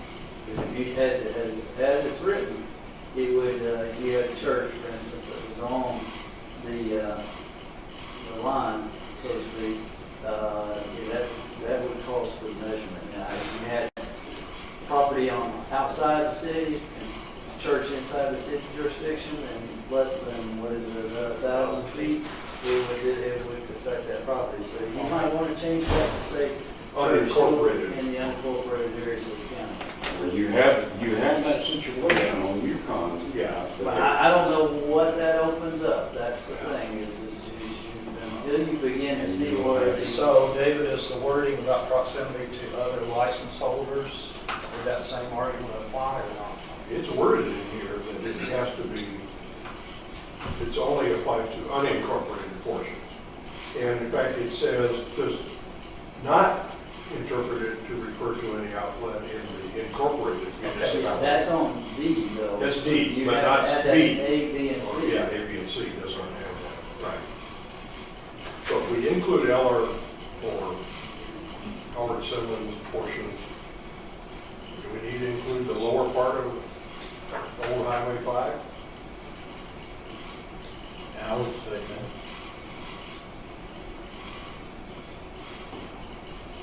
Well,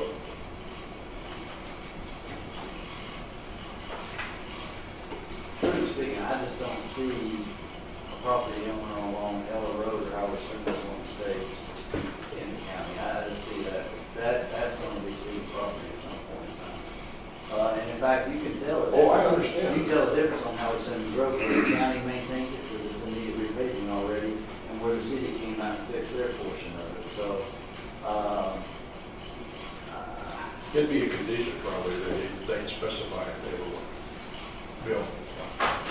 yeah, I don't know, protecting that corridor is the, but at the end of the day, it's beneficial from the tax collection versus the expense, general fund expense. Jim probably rather That get was- rid of it. That was a Eller pretty Road. expensive road. You probably rather get rid of Eller Road and Howard Simmons. It's not getting rid of it, it's the ambiguity of the annexation and who has responsibility for this and who has responsibility for that. That's the problem that it creates for us. Eller Road is a good example. Howard Simmons Road is a good example. Old Highway 5 is a good example. I could go on and on.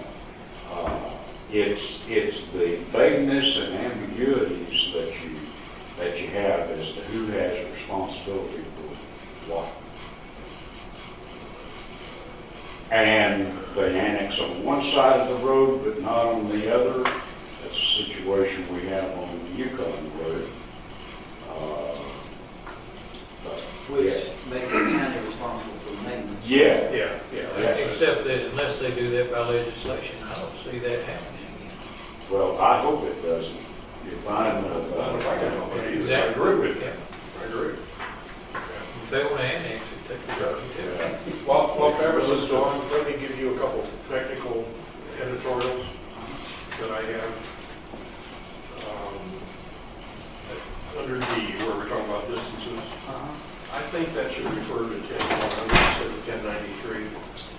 But check that out for me. I think it just referenced the wrong paragraph. I think, not sure. And then the same thing happened on, where was the other one? On this one. Where was that? Don't know. So what changes would y'all want to be incorporated into the document that you're thinking about adopting tomorrow, that Dallas is going to support? On your, that was politician, David. I may support it, but I may not vote for it. There you go. You have to run that one by me again. That is the true politician. That is a political statement. Travis, I can go either way, and Charlie on the state road, Correct me if I'm wrong, but future commissions, as the county grows, to revisit that, change it, any way they want to change it. Yes. well, even the current. Y'all Could. change it next year. And There's no reason that it can't be changed. If I an agree with that. area in the county begins to develop commercially, and I just say revisit it at that time and deal with it.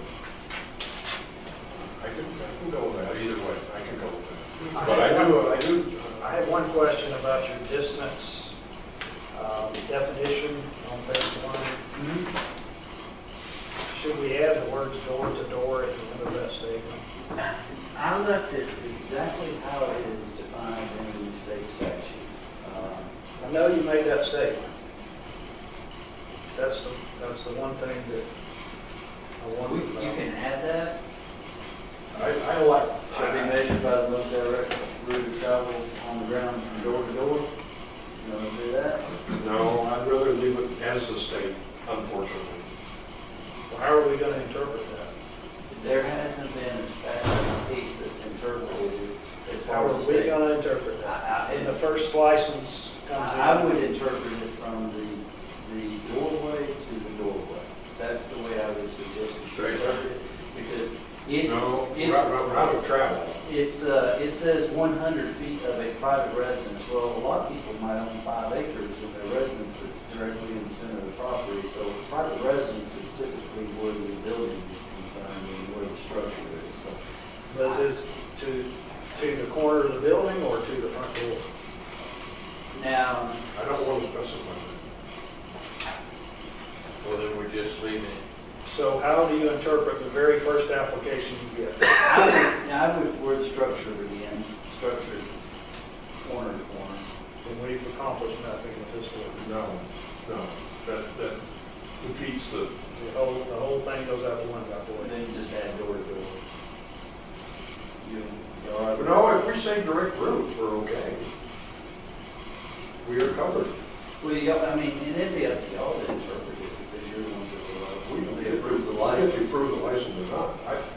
I If think it's a we're corner of okay. building, a corner of building, 100 feet. We can scratch that part Right. of the recording.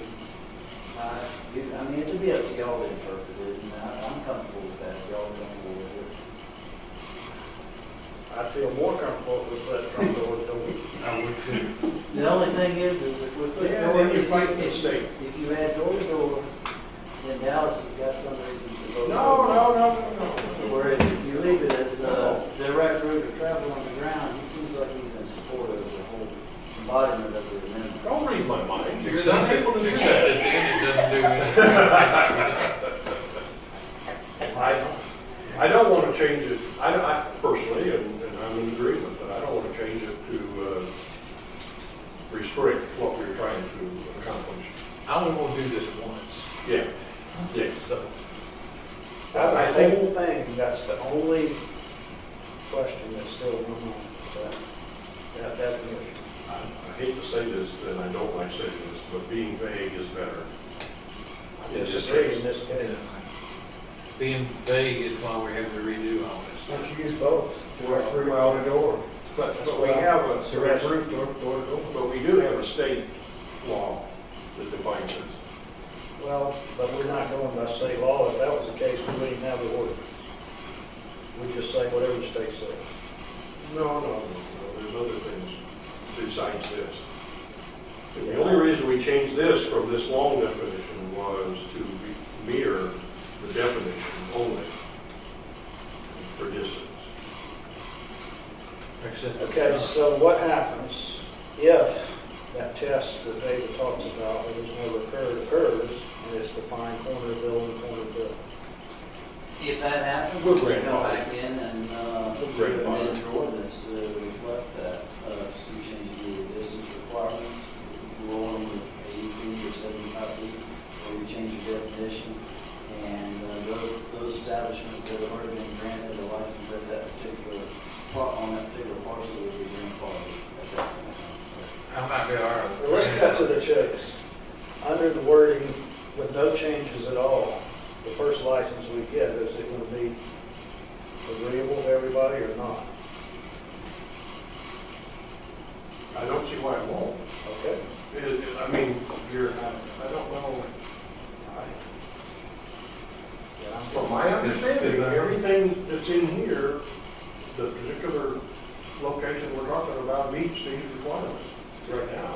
I gotta tell you though, I feel better with door to door because it's more defined, more specific. I'm not a fan of vague.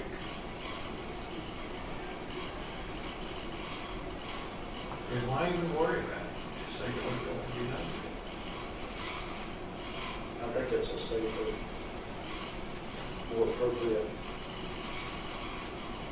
definition. Could someone challenge that? If they don't want it, if they want to come and complain about us, give them a license, they can complain that we're not in compliance with the state. Well, say that, other than the definition of direct route of travel on the ground, doesn't offer any other guidance. So, I mean, what you've done by your ordinance, local ordinance, is just offer some additional guidance to those that are interpreting the ordinance. Yeah. So, I mean, I don't think you're doing anything in conflict with the state. Now, the state comes out and says, if there's a case at some point in time when the state says, this shall not be measured from door to door, but from corner to corner, then I think you've got a problem, because then the ordinance is sitting in violation of the. I'm not worried about the state, I'm worried about someone locally that wants to stop that. I don't think so, because you can go, and I mean, they go to the body of the governors, the county, and so she can adopt ordinances that promote, welfare and safety and everything. So if you want to add as measured door to door, I would feel that would be my. okay. Let me make certain I've got all of these changes.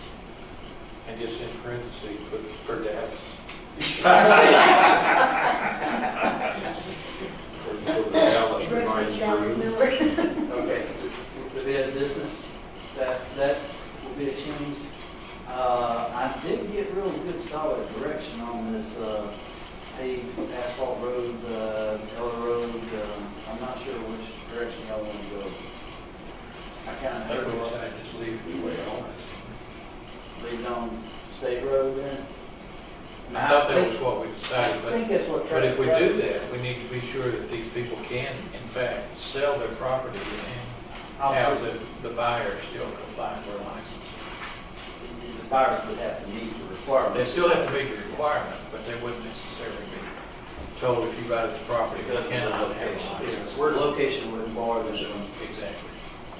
So the grandfather doesn't go with the ownership and the license, it goes with the property. Exactly. Well, it specifically says the license is not transferred.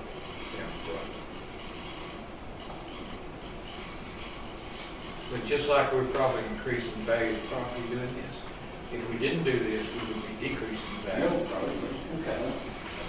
I don't think other than the editorial. Editorial, that's all I mentioned. And I went back, I had a note, but that was what it was about. And did you find the other editorial, Dallas? No, I think that was it. I wrote it down from two places, actually, the same thing. Okay. That's what it was. What do you mean by that? References? The reference number. If I'm right on that. I'll look at it, Yeah. but you don't read your editorials. I gotta keep you honest, man. I gotta keep you honest. Okay. So, Just because I'm obsessive compulsive. we're gonna grandfather the location. We're gonna leave the state road as is. And we're gonna go door to door. And that's it. I'm going to try to get these changes. I got a hearing this afternoon that I'm not sure I can get it done, or maybe this evening I can get it done. I'll get it in your emails either this evening or in the morning. So look at those last changes to make sure that they embody what y'all. I think it'd be great if we could have no healthy debate on this tomorrow. Unanimous support. It won't necessarily be unanimous, and I'm not, if you're saying that, and I will not oppose it.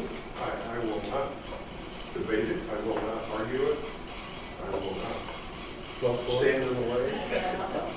But, and I think I expressed that last month. We are benefiting with this change, at least one business that we know of, and I'm not opposed to that. We are not, as I said before, we're not really addressing some of the bigger problems with alcohol that we need to. I wish there was something more actually that we could do to help economic development within our county, not within the city, but within the county. I don't like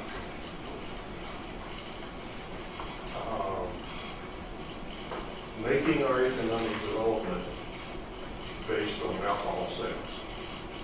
And I know what alcohol sales mean to businesses, but I think that's a bad way of building our economy on that basis, and I don't like that. Personally, I'm not going to argue this on a religious basis. I don't think that's a valid argument. I'm not going to argue on that at all. I think my concern was, and we've addressed a lot of concerns I had originally, and a lot of concerns that people had, they called me and talked to me about it. So from last year to now, a lot of those have gone away, and that's progress. To me, this is sort of like the zoning, when we talk about the motocross, it's just not compatible. I think this ordinance is compatible with our community where it is today. And if it passes, I will support it. Is that good, David? I'm on the record with that. If it's law, I will support this law. It's not preferable, though. No, I don't think that's a concern. I mean, I'm not trying to, I don't want that to become a concern of you all, both of you or our citizens. I don't think that's fair. I don't think the changes here. I'm not going to make an issue out of it. I don't think the changes here are so significant that we're going to be trying to do the economic development based on alcohol. And I really don't even look I at hear it. people do. I hear a lot of people. Well, there's a lot of people out there. It is a slice of a very large pie. It's a pretty small slice. But if you look at the revenue for the city, though, on alcohol taxes, it is not trivial. But it is for us. That's How much is ours? East. We get maybe 10,000 a year or less. No, we get about 45, 50. But they get a couple $100,000. These don't think it's very They're 300,000. I know. And I'm not going to deal with that. So I think this is acceptable to most of the citizens. We'll vote for it. Told you why not? I told you no. I will support it, but I won't vote for it. But that's different. That's a different discussion. I don't want that to be a problem. I'm not voting for a few other things that I knew were going to pass. And I'll be honest, and one of these days, I'm going to vote with you, and if it fails, where are we going to be? Charlie, here's something I heard the other day, and I will use it at this point. I would agree with you, but then there'd be two people be wrong. Like that, David? No, said, let's move on. Don't quote me on that. Don't you quote me on that. Neither one of you. Moving right along.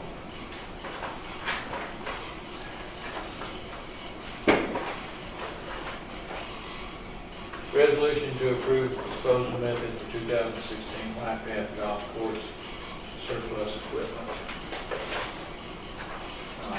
And hopefully I'll have to list of equipment. Yeah. So, and that, I believe, has been advertised. So, we've got a fellow that's interested in maybe buying some of it. And some of what he wanted, we decided to salvage and use it quickly. But only one question about that. Was there an opportunity for, I didn't see the ad, I didn't read it carefully.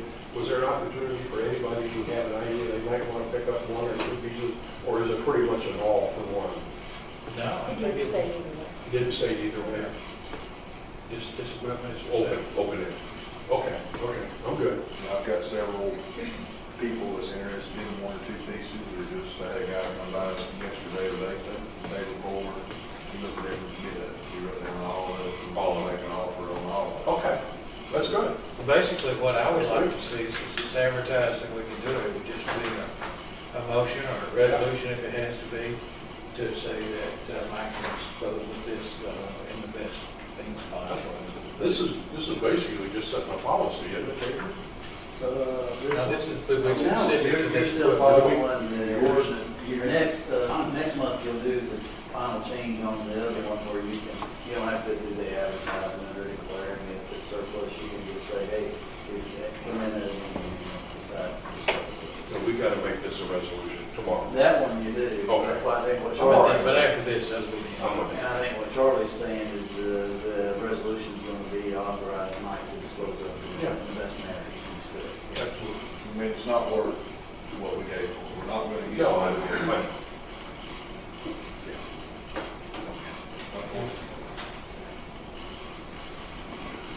Okay. Review pending action on resolution on licensing of rigger outfitters. As you'll know, we've had a lot of discussion on this and listened to a lot of people, a lot of points of view. I think what David has put together and drafted here reflects that. Changes that I thought were appropriate since our previous discussions. I had made the argument that I didn't think the river was appropriate for inner tubes. The argument was made by others that it was. So the middle position is to choose a river level and saying above this river level is not appropriate. And I'm okay with that. I've done a little more research and a little more talking since this one out, and I believe instead of 2.1 feet, 2.3 feet is probably the figure. So, okay with that. Which section? I read it. Page today. I'm 3. with you on that. Page 3, 2/3 of the way down, items 1 and 2 under D. Yep. That can be 2.3 feet, I'm going to take it up. Okay.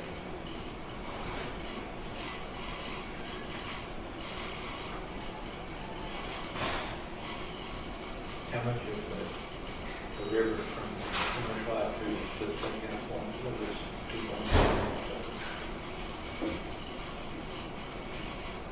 I'm sorry, Okay, it says that they may be rented to customers with water levels at or below 2.3 feet. Okay.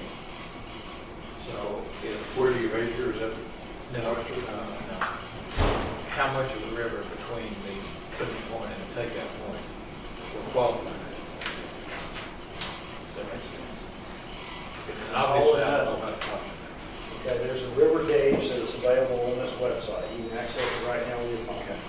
And it gives the river level at a particular point in the river. It's a U.S. Geological Survey. You're talking about at that spot. At that spot. This. Yes. Okay. And it is the gauge that's used by American Whitewater, everybody. I understand. It's Okay.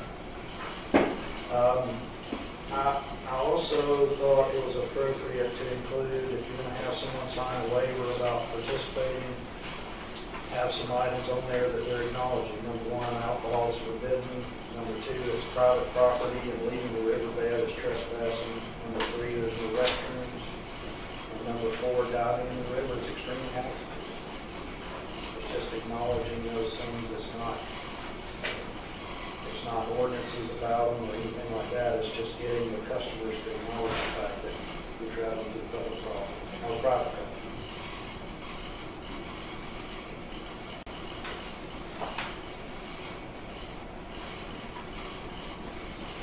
I sent an email. I found a couple of typos. David, did you get that email? I think I fixed those.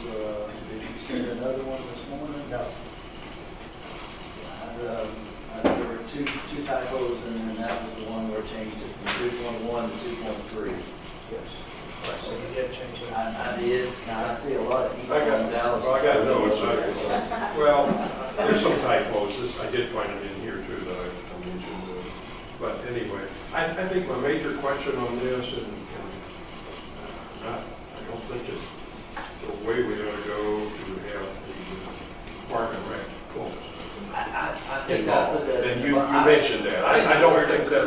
I didn't know where it put it. Right. So.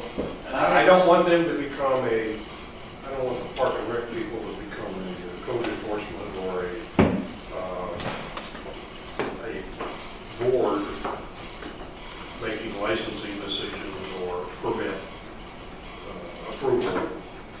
this sense, and I know how it fits under Park and Rec because of it's a recreational activity. But I just think that's an overstretch for what the Park and Rec do. I don't know whether this applies to the Park and Rec Advisory Board, like, or to the Park and Rec Director, or to the Park. I don't know how this would work out, and I don't like doing the Park and Rec. I don't necessarily think that's the place for it either, but the question then begs to be asked, where does it belong? I think it, well, depends, and here's why I'll ask that question. Do we need to have an open meeting, public meeting, before we issue these permits? That's a question. You're saying give the vote, provide input to the issue before? That's what I'm asking. Do we need to do that? Or do I consider this a permitted use under something? Well, it's just like. Or conditional It's use? just like a business license. I mean, you wouldn't not issue a business license. I mean, what your suggestion is not issuing these permits without actually having it at an open meeting, in which gives the member of the public to voice opposition. If you did that, let's just say with a business license, I don't know. I'm just asking. If it's truly a business license, why don't we call it that? Well, let me ask this, I'm just trying to picture this out. What would be the purpose of having the public's input on the issuance of the permit? Because then you're allowing them to second guess what I've got some stuff in here that they would have had to have submitted for review, which is that river use plan content. That would be allowing them to second guess that application or that permit application. That your employee, whoever y'all work to designate to be responsible for that, would have already vetted it in some respect. But is there a reason being? I mean, I might not see the concern that the public would need that input. It's almost elevating it to the level of. The reason, well, let's compare, what's the difference between a business license doing this or doing a wedding event? What's the difference? The wedding event never has to walk in here and ask for permission to do so. It never has to get your approval. Under small. Special use, under small, but if when we do a large, and this, I would consider maybe large, we don't have large or small, but what's the difference between a license for a wedding business or this for a commercial outfit? If both are commercial businesses, is there a difference? Well, this is an activity. What a business license is just simply Which they have to get in addition to this. At the end of the day, it's just tax. But what you're doing here is you're more concerned because this activity is associated with injuries. This is a permit, not a license. Yeah. Well, that's the definition I'm trying to understand. So, and again, you have regulations. This is not being conducted on essentially private property on a participant's private property. They don't own the embodiment of the entire stream or creek or river or whatever. Is that where this activity is occurring? So I don't know that. I'm just asking. If, and the reason I ask, if it were proper to hold a public hearing, like the planning commission does on a lot of their stuff, if it were appropriate for that, then we cannot do this through normal park and rec world. We'd have to have. If you want a public hearing notice of an application, then yes, you'll have to go through some sort of, and it doesn't have to stick with just the planning commission. It can just simply be your body of It could be some other. And really, that's what you do with the alcohol ordinance. You allow the planning commission to take in the application, and then you have the public hearing, and then. Right. But I guess what I'm trying to get at is where you want the public to where's that input factor?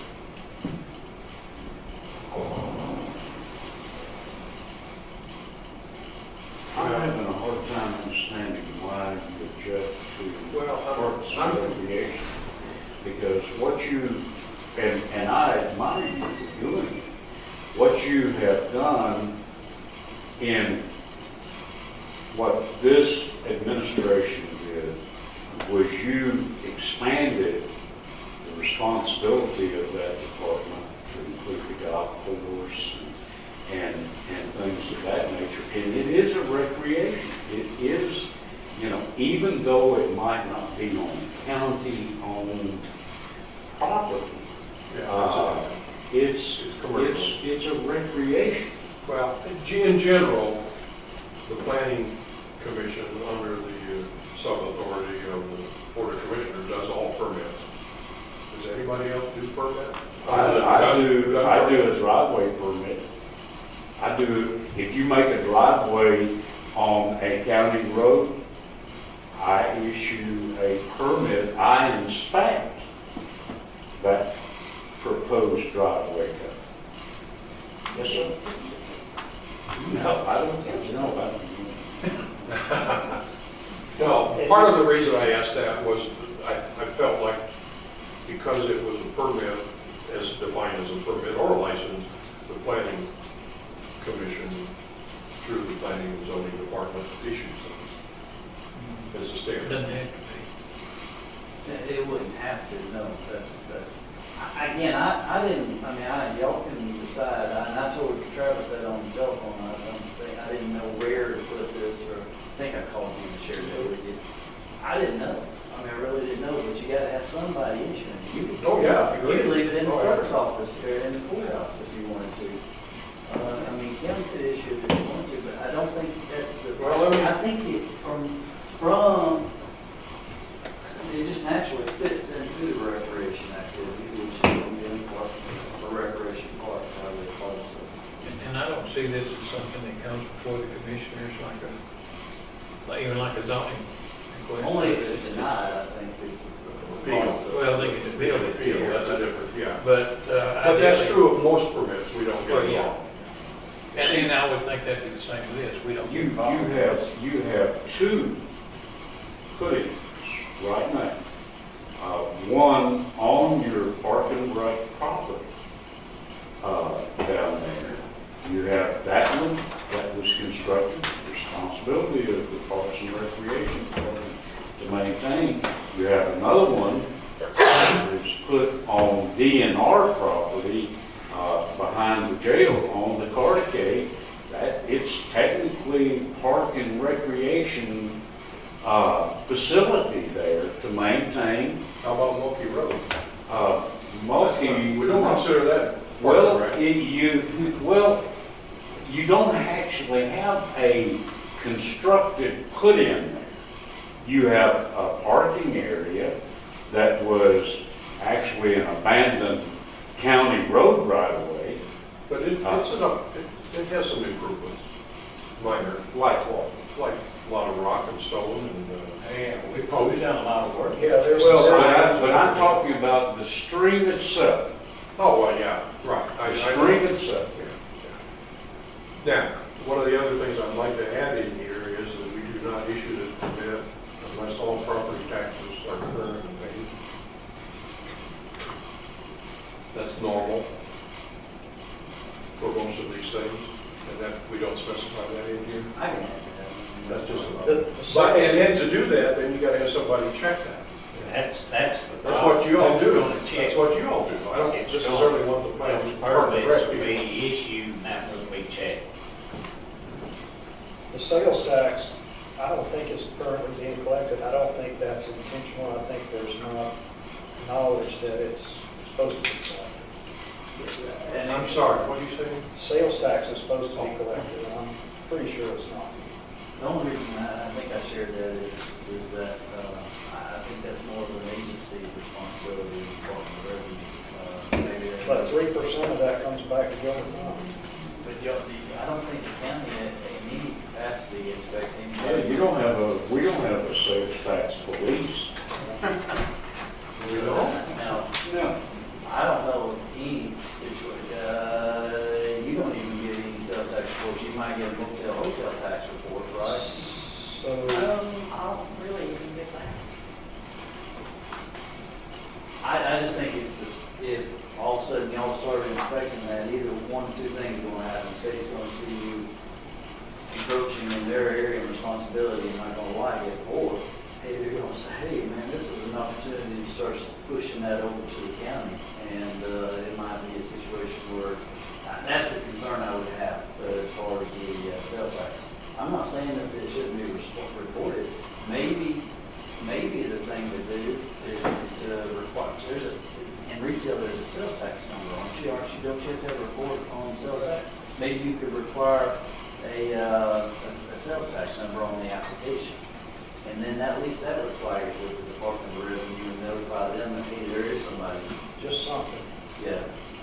Can you share with me what that is?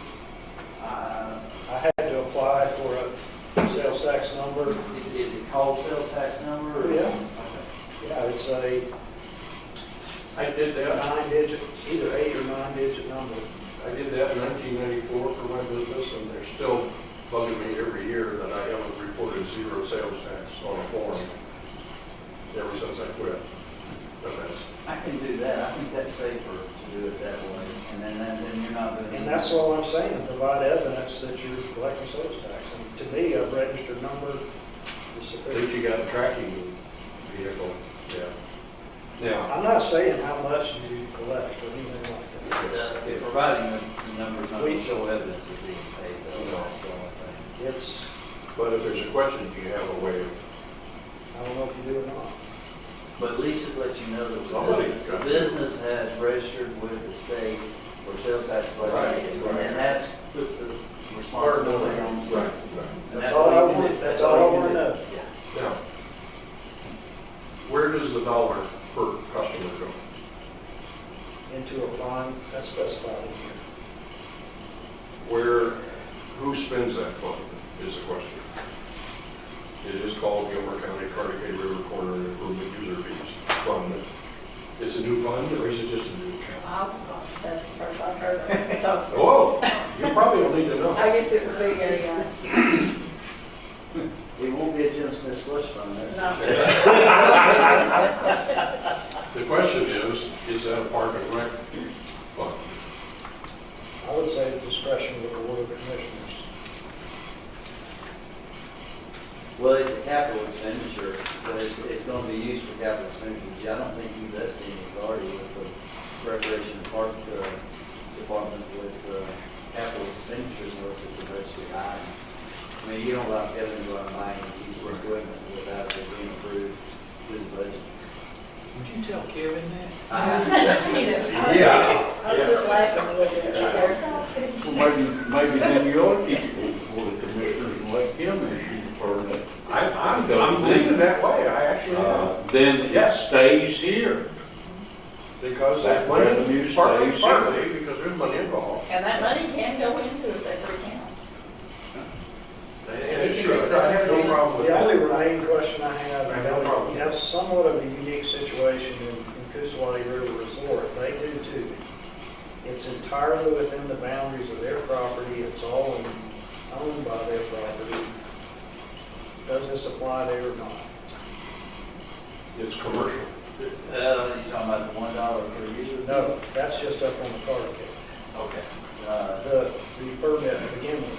Yes. It's a commercial outfit, commercial outfit. Because it's, the rivers shall engage in commercial river use on the Carnegie. I know what it says. I know what it says. That's not what I'm asking. I'm saying, should it say that? Should it relate also to Carnegie River Resort? I don't see any reason why we should exempt it out, just simply because it's POA property. Your building ordinances and codes are enforced inside there, so. It's just gonna require somebody to pay a $250 fee. But the big thing is on that river use plan, it requires them to formulate and come up with something with respect to emergencies. And I don't know that any of them have ever done that. I mean, that's just. The Forest Service requires that, DNR requires that. Yeah, see, That's just proven. Yeah, and then once you impose that, then at least you know, hopefully you can better address emergencies should one happen. Now, one question that Travis will know this better. In my previous life, I spent 6 years down there. And there was not a commercial outfitter doing tubing on the Coosawa. That was the POA doing that. And POA is not for profit. Now, do they have a commercial outfit down there now? I don't know. It says we're a participation fee charge, so is that, and it says regardless There of. was a fee. Yeah, so if there's a fee, and it goes on further to say regardless of whether the activity is intended to produce a profit, so if there's a fee, they'll have to register. But, or not register, but apply for the permit, and then be granted the permit. But again, it actually probably benefits their liability insurance, because then they can produce something with respect to where and all these matters here. So, if you get resistance from Tucson-Lady, I'd be very disappointed, very, very disappointed. It's a matter of having to put this stuff together and then pay a small fee. One more comment. I'm not in favor of having Park and Rec become code enforcement or enforcing the violations, particularly because we're talking about criminal acts. And I think that needs to be left with the sheriff, in my opinion. Back in section 40-11.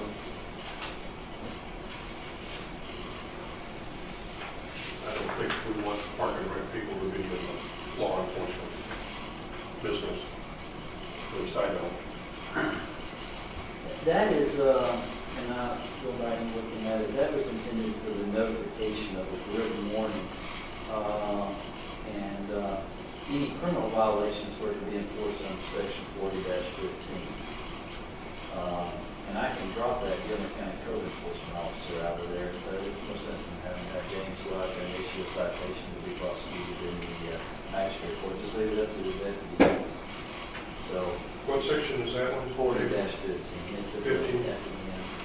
Yeah, right. I made it. What the Recreation and Parks Department would be dealing with is the administrative aspect of the permit. And saying, hey, you're getting a warning, clean you act up, and if you don't, you're going to get a subsequent warning, and then they can decide to have it suspended.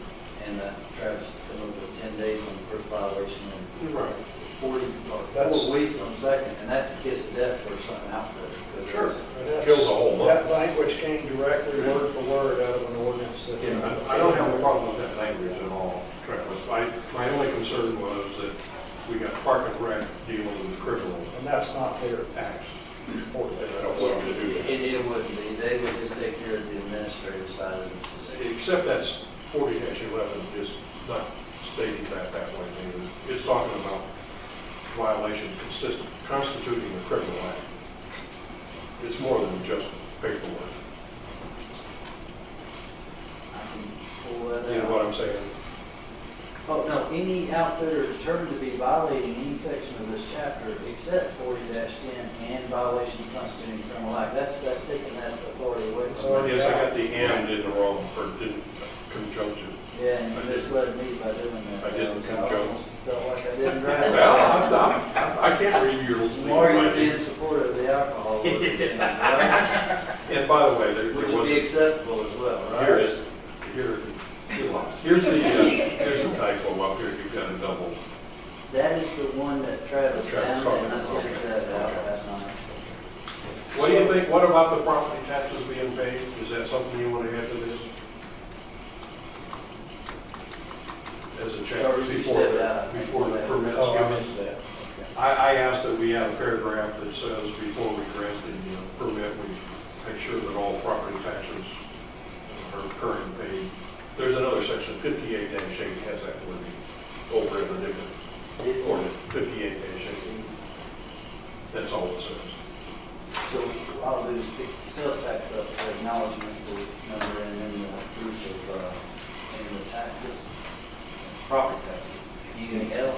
Did we say that the application fee is not refundable? Is that in here? Maybe I missed that. It's under 40-06. It says non-refundable application annual renewal fee is $250.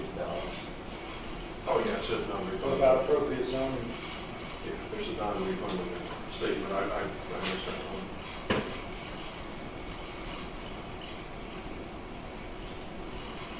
So the business here about the Park and Rec reviewing and providing a recommendation to the Board of Commissioners is not anything we need to go through. Section B of 40-5.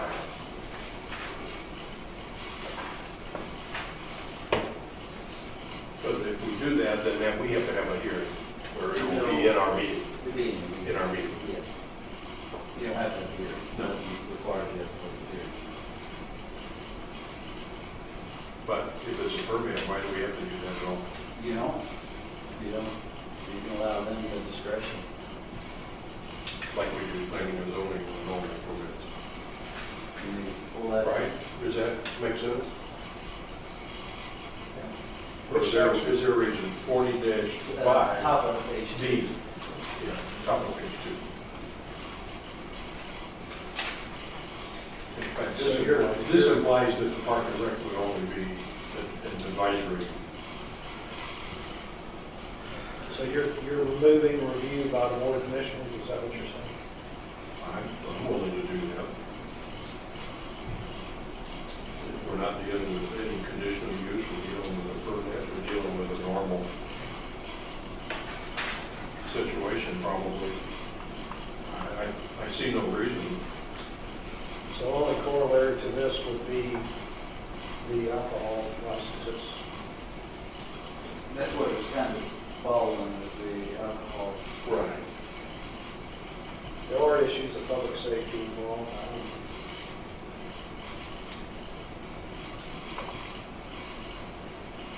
You're not only engaging in a potentially hazardous activity, but you're also transporting people. But we're dealing with a lot of hazardous things when we're talking about construction and other permitted things as well. So we don't get involved. But they got an ordinance, they got an international building code that they have to follow. That's a good point. So, I mean, they got something They to do give have- them guidance, whereas in That's this a good point. situation, I mean, it's kind of a, you know, there's really no particular, Well, they've got international, or not international, national groups, but that's not, I don't think. not they very got formal. any- I don't think they promulgated any sort of ordinance that the No. county should adopt. You're right, we do have. a- Probably only going to have maybe 3 or 4, maybe 5 permits easy on a given year. And I don't want to hear these every year. I don't see any reason. Maybe you do new applications, but not necessarily. Well, there's a thought. There's a Yeah. thought. Yeah, I wouldn't mind doing it in years. Do you have a provision where they could be renewal, reviewed? You have the option to do it? What I can do is that y'all review them on review, and then only if the park and rec, or recreation park department felt like there was something that necessitated this. That makes sense. I like it. Yeah. And the fee, we will set as a resolution. That's not in here, but that's, we will We set. gotta set two things by resolution. We gotta set the amount of liability insurance too, according to the. That's correct, and Dallas, you're working on version 1. The version 2, actually, Travis asked me to fix that, and then he asked that there should be $250, and then it could be changed by the resolution. So, We don't want to put, When did I do that? you sent it back in the email to me. Is that what it said? Charlie, you gotta get this thing problem solved. It's at the bottom of the email, I think, Travis. It did not give a figure. Yes. And I think, It said, I understand the license fee is set by a resolution of the Board of Commissioners according to section 4006B. Couldn't we set the initial fee amount as part of the ordinance to avoid a second resolution? and that's the email that I responded to last night. I did version 2 about 8:30 last night, and sent that out. I never suggested $250. Oh, I thought that came up in an earlier. Well, I never heard that. it was kicked around, but I don't think there was any agreement on that. well, we think if we would make a resolution anyway. Hey, Dallas is up for re-election. Well, Dallas make a motion or suggest $500. That's 100% increase. Thousand. Increase. Thousand. Did I- You guys are bad. Well, you think it would be a good number, guys? I don't want it to be a burden. I agree.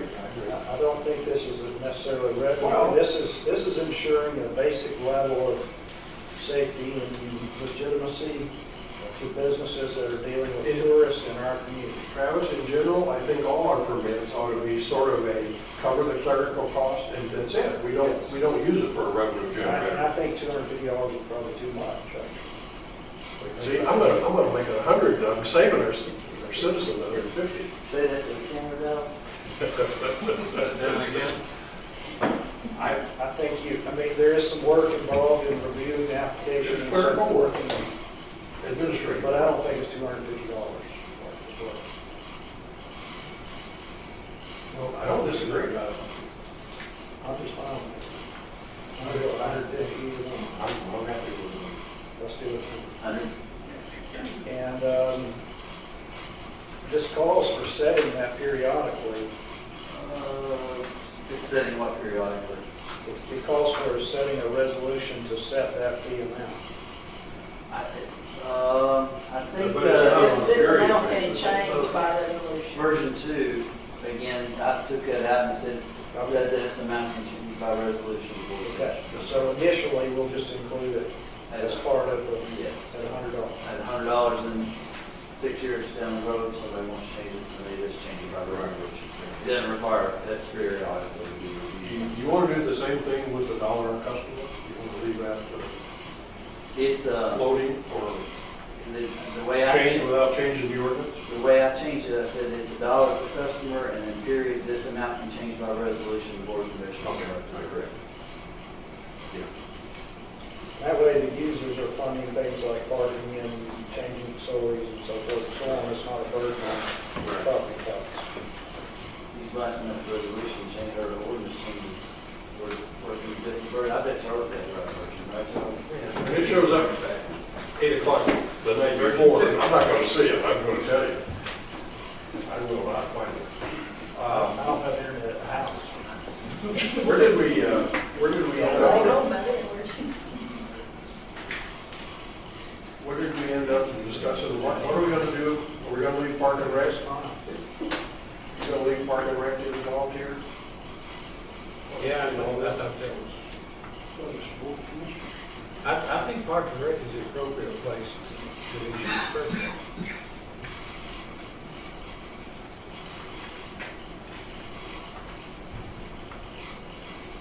But we're leaving I don't. review by the commissioners on the initial application, which I'm fine with.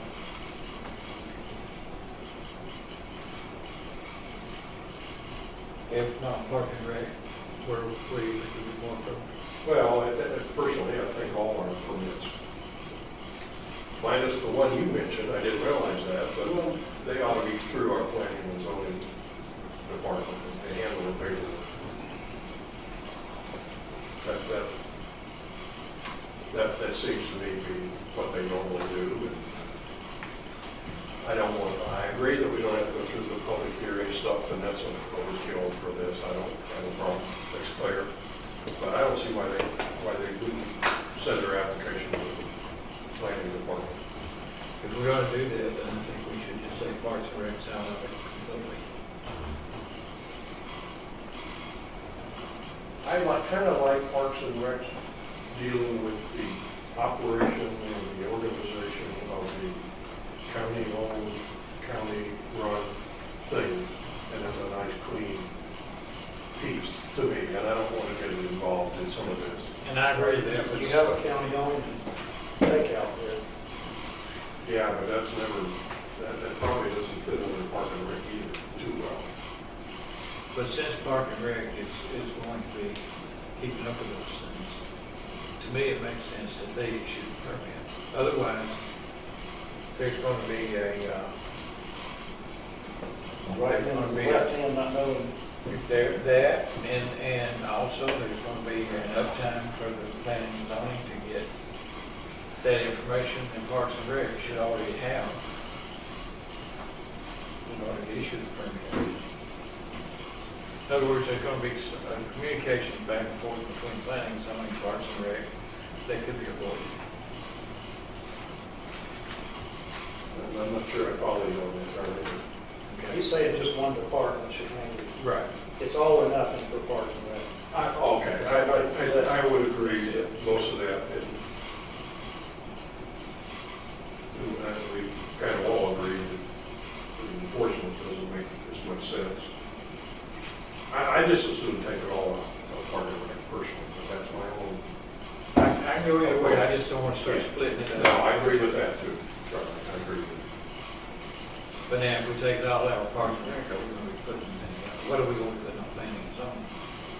Well, the review of the application, the handling of the money that comes in for that application fee, doing the research for whatever we said here for taxes paid or whatever, or, You know, for something though, this is and then issue the permit. this is a recreational activity, and Kevin's got.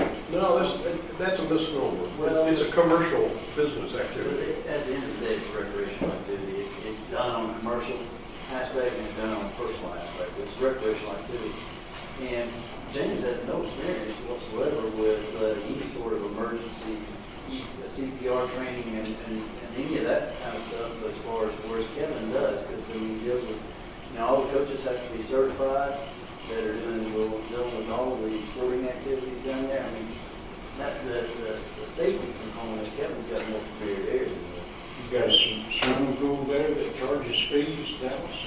Yeah, but that's not a commercial private business. That's the only reason I question it. But if we want to limit Park and Rec, then let's deal with all Park and Rec and keep it clean. I think that's added work for them that they don't normally do. Well, it's going to be added work for whoever we get Yeah, to, but it's not going to be that many hours a year. I would favor just leaving it with Parks and Rec and having it be clean on their side. I can live with that. Travis did bring up one thing though that I don't know that y'all addressed, which was and it really it's probably would fall under 40-07, which is their river use plan, and specifically under D, which is their plan ingress and egress from the water, and the appropriate zoning or showing that particular piece of property is permissible for that activity. Do you want to add that in there? I mean, you either adhere to your zoning ordinances or you don't. You got to demonstrate that your access is permissible activity on that particular piece of property. Sure. I don't have a problem with adding that in there, but I would have thought that would just be a given. But I certainly don't have a problem with stating it.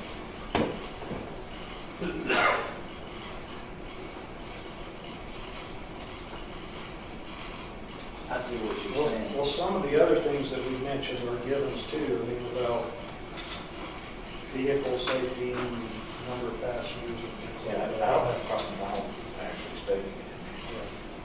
It's reinforcing and the underlying reason for all of this, we depend heavily on tourism, and while tourists are in our community, I want to do what I can to ensure their well-being. And, that has to do with transporting and activities on the river, but we also have a land use plan, and we're enforcing it, and so it should be enforced uniformly, so we ought to include that. Well, part of this is ensuring that they have liability insurance as well. That's an extra piece of work that needs to be done. Do you all want to set the policy amounts now and then just allow it to change?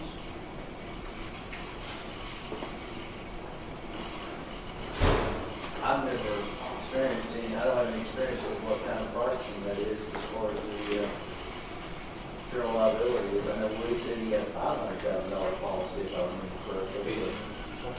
But most of these activities, if there's an accident, it's typically, you're in the $1 million range. DNR requires $1 million, the Forest Service requires $2 million.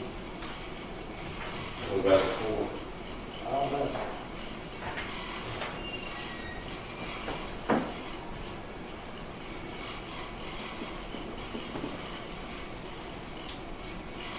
I'd say minimum of $1 million.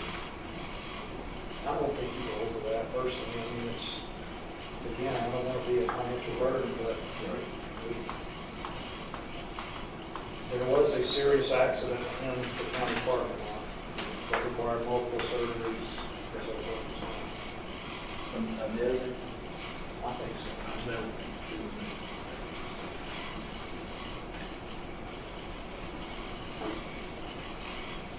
Didn't Woody say the state required $500,000? I don't know. One of his, I think some of his comments was that he had to have, for some reason, he had to have at least half of it already just operating. Does the state license commercial activity? I'm not aware of that ordinance. He did have said that, but I don't know. I think he said it was some state regulation to be a licensed outfit or whatever. Well, he is not a licensed outfitter, is the thing. Yeah. He's not licensed by the state or anybody, to my knowledge. Does he have a business license? Maybe it was tied to that. Okay, can we just not beat this one to death?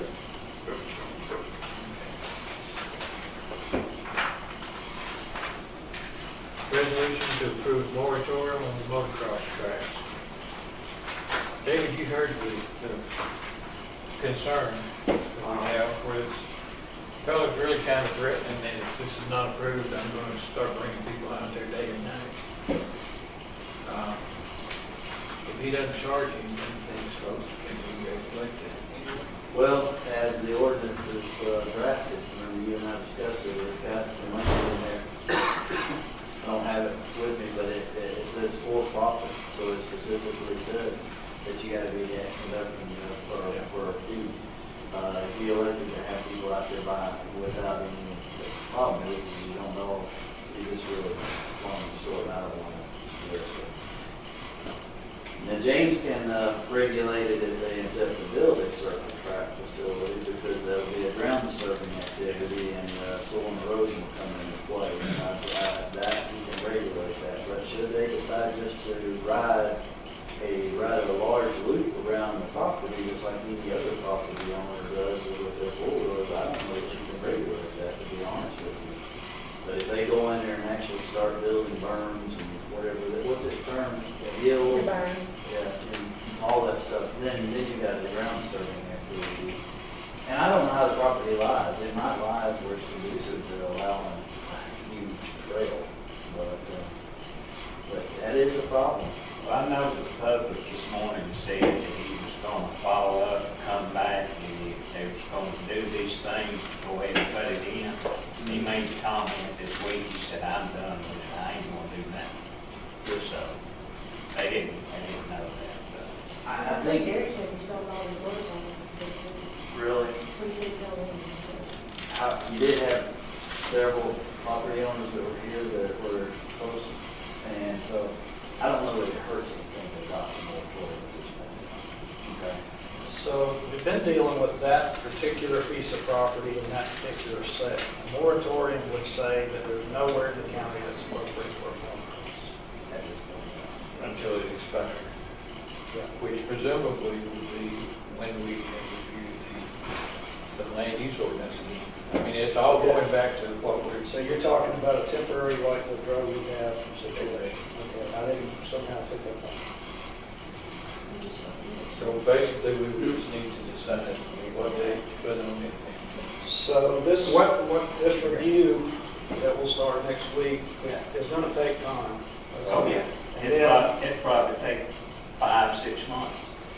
I'm thinking this time next year, we may still be kicking this around. No, I don't either, but before the end of the year now, We'll put some hard hours into it, but just like the outfitters, I mean, I think that's been a long process, and you see that it kind of needs. I mean, we all laugh about that, but everything is taking a lot longer than it has. But I think we can have a product to review. I hope we can have it in 2 months, don't you think? Yeah. If not 3 months, and then you can review it and edit it. And Okay, so That gives us 3 months to moratorium, fight over it. yeah, moratorium through December 31st. Or you could go a year, 1 year moratorium if you wanted to, but I think. Let's put a little pressure on ourselves. What am I, when we do a moratorium, do we not have to state what part of our law we're putting a moratorium on? And what section is it, or article? It's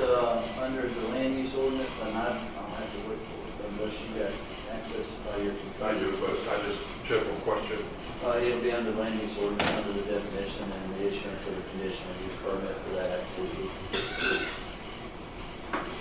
It's not a permitted use. No, it's conditional use, it's a law. Do we need a moratorium for conditional use? Well, I think it's gonna be symbolic more than anything. yeah, that's, yeah. So, and Did it does. Rutgers have moratoriums on? Cindy? No, I wasn't. No, that was specific. That's right. That was very specific. Brian, you have a question?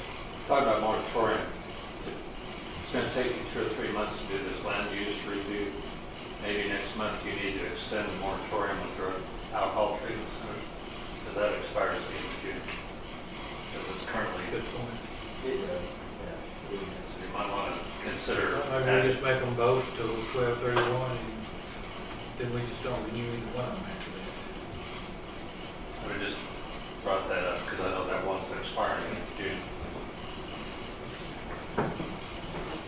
And that's actually as to a residential rehab facility, because y'all changed the ordinance as to the drug, Yeah, I think we split that. what the other facility.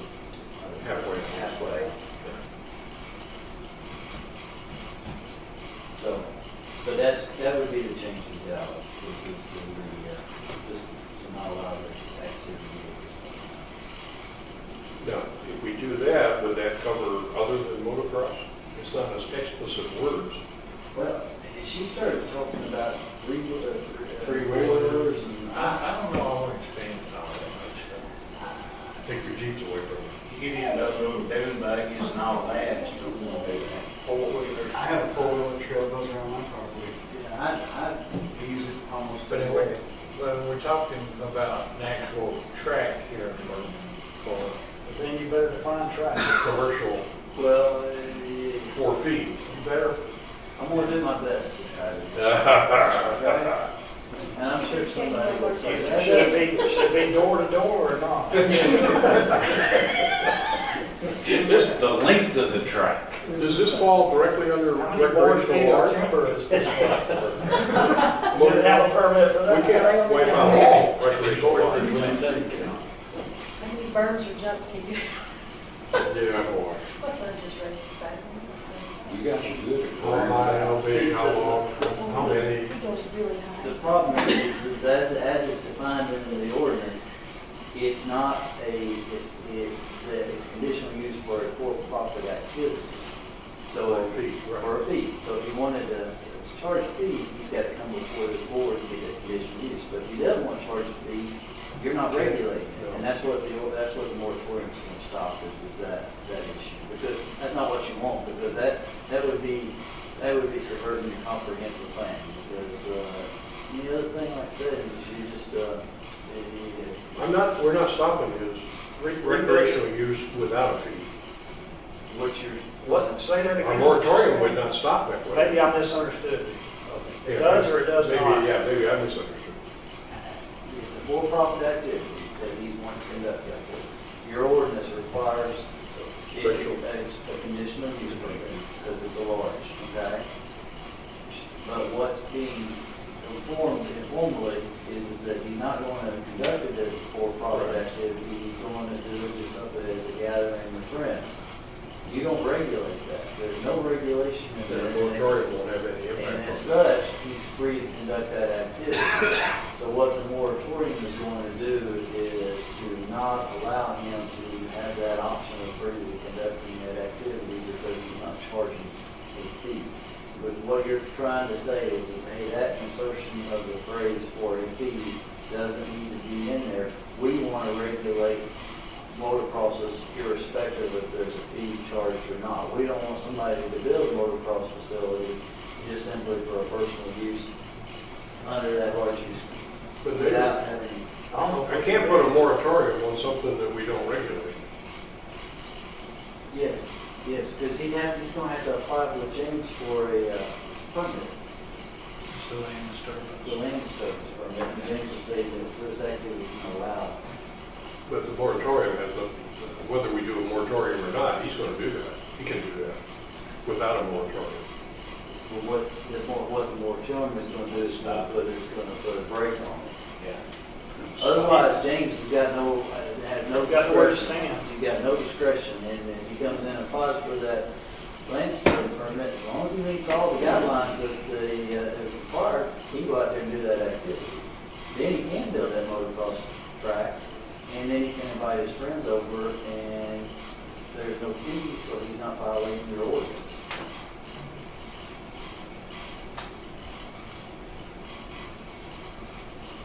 I guess I understand, but. It's better to adopt Dallas on this. We're gonna have to be. Oh, I very- don't have a problem doing that, I'm just trying to understand what we're really doing. We're gonna have to be very careful about defining that track, because he's got four-wheel track, I've got four-wheeler path on my property. Yeah, right. A path is different than a track. I mean, I don't think what you're going to be regulating is the structure. You're not talking about circle that you race. There's a round track. It's round. We don't really race around it, but it is a circle. Do you use the We grading? could race around Do it. you use grading equipment though to create? It was natural. Natural. See, there's nothing wrong with natural. See, he's scared to say grading equipment because James is on. I know, maybe out there checking it out, man. I cut out some trees to make it. Ooh, let the stumps all right. But that, anything that would be a land disturbance would be creating something like that. Now, land disturbance from vehicle travel, I know where James doesn't regulate that, but you put blade on it, that's when he begins to regulate it. Okay. What about the competition aspect? That if you wanted to hold a competition, because I would define motocross to be a race and competition as opposed to just recreational use. Now, that doesn't mean Travis and I couldn't race each other. But if he advertises, I'm gonna I have don't wanna go to that race. a no-fee race Again, he on can, Saturday. I think I don't think, and I would be my advice that y'all not be regulating the recreational use of a motorcycle or a motocross on a person's piece of land. What you're going to be issuing and regulating is putting a blade to it to create that track. Are you following me there? So, I mean, if they want to go completely around, I mean, a lot of people have four-wheelers, and sure you're not one to even step into that arena.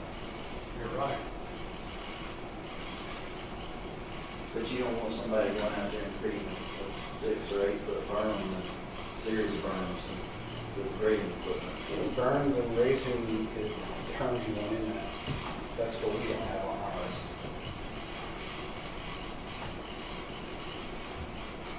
Okay, so you got an idea of what we're looking for. So if we want it, we're gonna do it the next few weeks.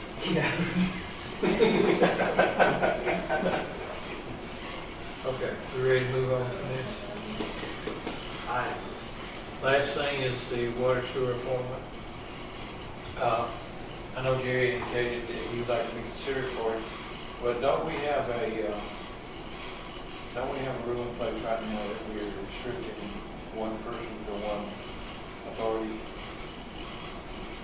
I don't think we put people on multiple authorities. I've tried to avoid that personally, just because. I thought we just decided we weren't going to do that, we weren't going to put It's a practice, that's have somebody all. on multiple authorities, and Jerry talked about the Tax assessment. tax assessment. I would say this, I've had a lot of contact with the water authority over the past several months of this GFA application and all that, and I found the current group to be extremely supportive of the county and the desires of the commissioners and extremely cooperative. I don't want to upset the apple cart. And I don't think they want to be upset either, because they really like to say. They're a good company to work with. I'm telling you, they are. And they went back to GFA and back to GFA and back, and they humored me, and let's try this little subtle angle several times, and I really, and it made a huge difference, $500,000. So I don't want to rock that boat either. But I would rather,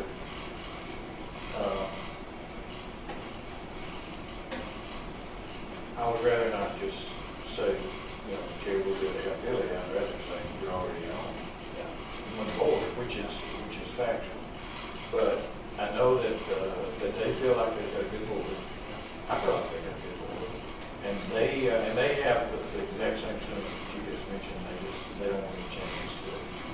So I would recommend that we really want to do that. I believe this legal expertise is coming in too. There's an extra experience there. Okay. So we'll have a resolution for that tonight? Is it? Tomorrow night? Tomorrow night. Yeah. Okay. Sewage Authority, Henry Clark, their council, has sent, we've been talking, and they don't want to make some changes to that previous intergovernmental agreement. He sent it to us. I represented to him that I didn't think y'all would have any issue with any changes that they're going to be looking for, and it will be presented to you at the next meeting, okay? There are substantive issues that allow them to alleviate their concern with the bond and the monies that are paid over to the authority. Okay? So there's no further commitment on your part as far as funding with this. That's already there. Yeah, that's true. Sounds reasonable. Do you have any citizens wishing to speak? Mr. Chairman, one of the things that I would like to ask while council is here, the contract or the amendment to the existing contract for Core Engineering, can we get that on the agenda for Thursday night's meeting? Because without that, you know, and you will have exceeded your $20,000 limit with that addition. So we need action on that. David, that's something you can have ready, but I'm not familiar with that, is it already ready? Yeah, it's David just needs to look it over. You didn't get a copy, you need to. I actually see. And this is the, no, I got the narrative, but where is the Okay, contract? what, I need you to have, know these you have things. both, okay. Okay, on the back, see where the tasks, the definition of the tasks and the cost.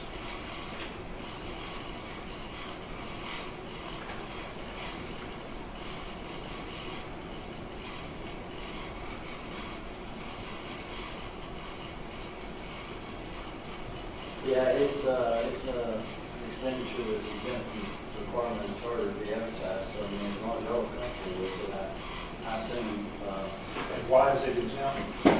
it's professional services. Professional services. We got, Jim, can I get this stuff to us quickly, though, so we get on. I got it to you all the same time I got it. No, I'm just giving her a hard time, Jim. But it's always. But what are we gonna do between now and then? Hey, do you Well, want that now, road slide fixed? I'm gonna be honest with y'all, y'all probably don't wanna hear this, okay? And I know you haven't heard it yet either, Jim. I haven't signed the temporary construction on this, because I haven't seen exactly what's going to go on out there, okay?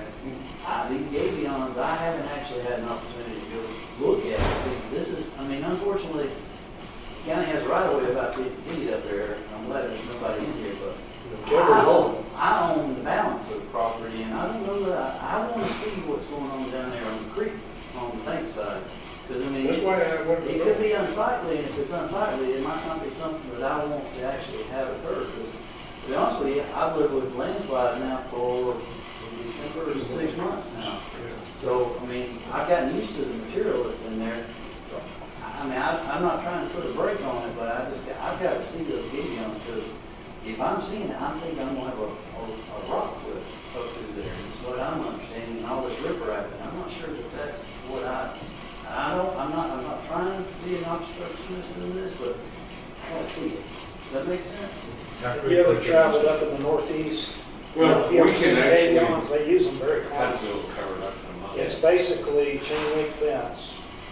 Would you want to chain link fence on your property? I'm just describing It it. vegetates over, David, and you can, But the metal will stay there, and the riprap will stay there. That's. Are you across the creek? No, that's my property. It's my property. I mean, it bisects. Unfortunately, I got a track. I have one continuous track, and it's right in the middle of the track. So. What would be a better solution? I don't know. I'm not an engineer. I'm just saying that I need to see this before I.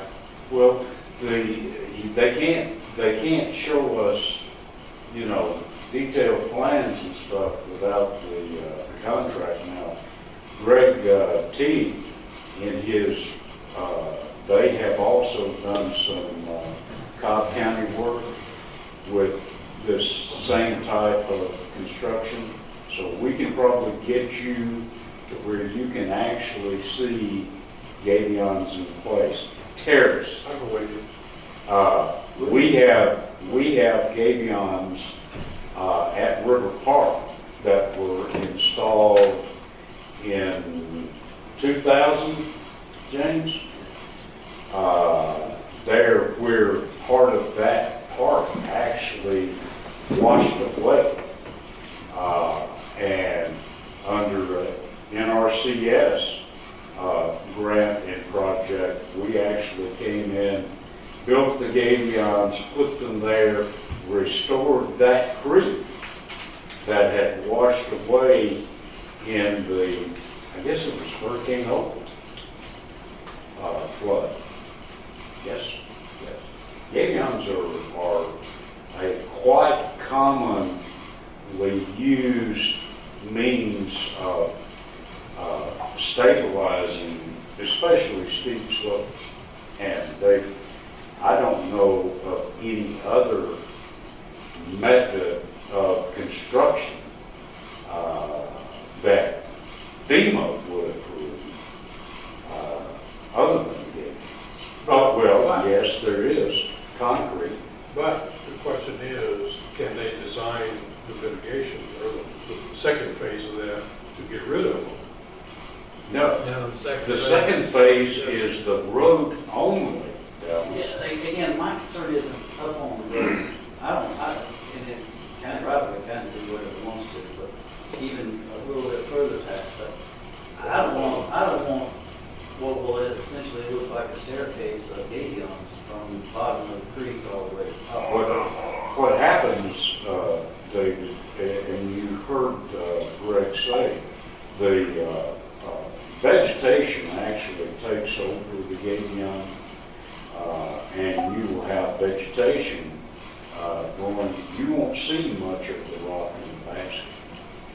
This is going to be, again, and this is something Greg can help me out with. I'd like to see the gabions in a place where the rhododendron naturally grows. That's the concern I got, because otherwise, I don't want grass. That's the last thing. I don't want a power line look. You know, where you got a power line and you just got grass running through there. I'm not qualified. I think you need to talk to Greg. Can you get with Greg tomorrow, see what he's got to say about it? Yes, I can get with him and just tell him what concerns. Because ultimately what's going to happen is the road's going to be relocated. We all know that. Maybe not, now, David. See, what y'all don't understand is this mitigation. What FEMA will look at is the repair of the slide first. All right, and if they feel like that slide and that repair will stabilize the roadway, then they will not approve the mitigation portion to relocate the road. Are they going to compensate the county if it fails? What the mitigation is for is to try to keep the same event from happening again. Okay? And that's why they want to look at the slide first. And the decision to relocate the road will not happen until the slide is repaired. And then they will, we even had to go to Atlanta to a hearing. And we went through the same thing with Hope Bridge. That was a mitigating circumstance there to build a brand new bridge when all the engineering said you can rehabilitate the old one. And because of the threatened and endangered species and those circumstances, FEMA approved a new bridge rather than rehabilitate. And so don't think that the relocation of the roadway is a given yet. It's not as attractive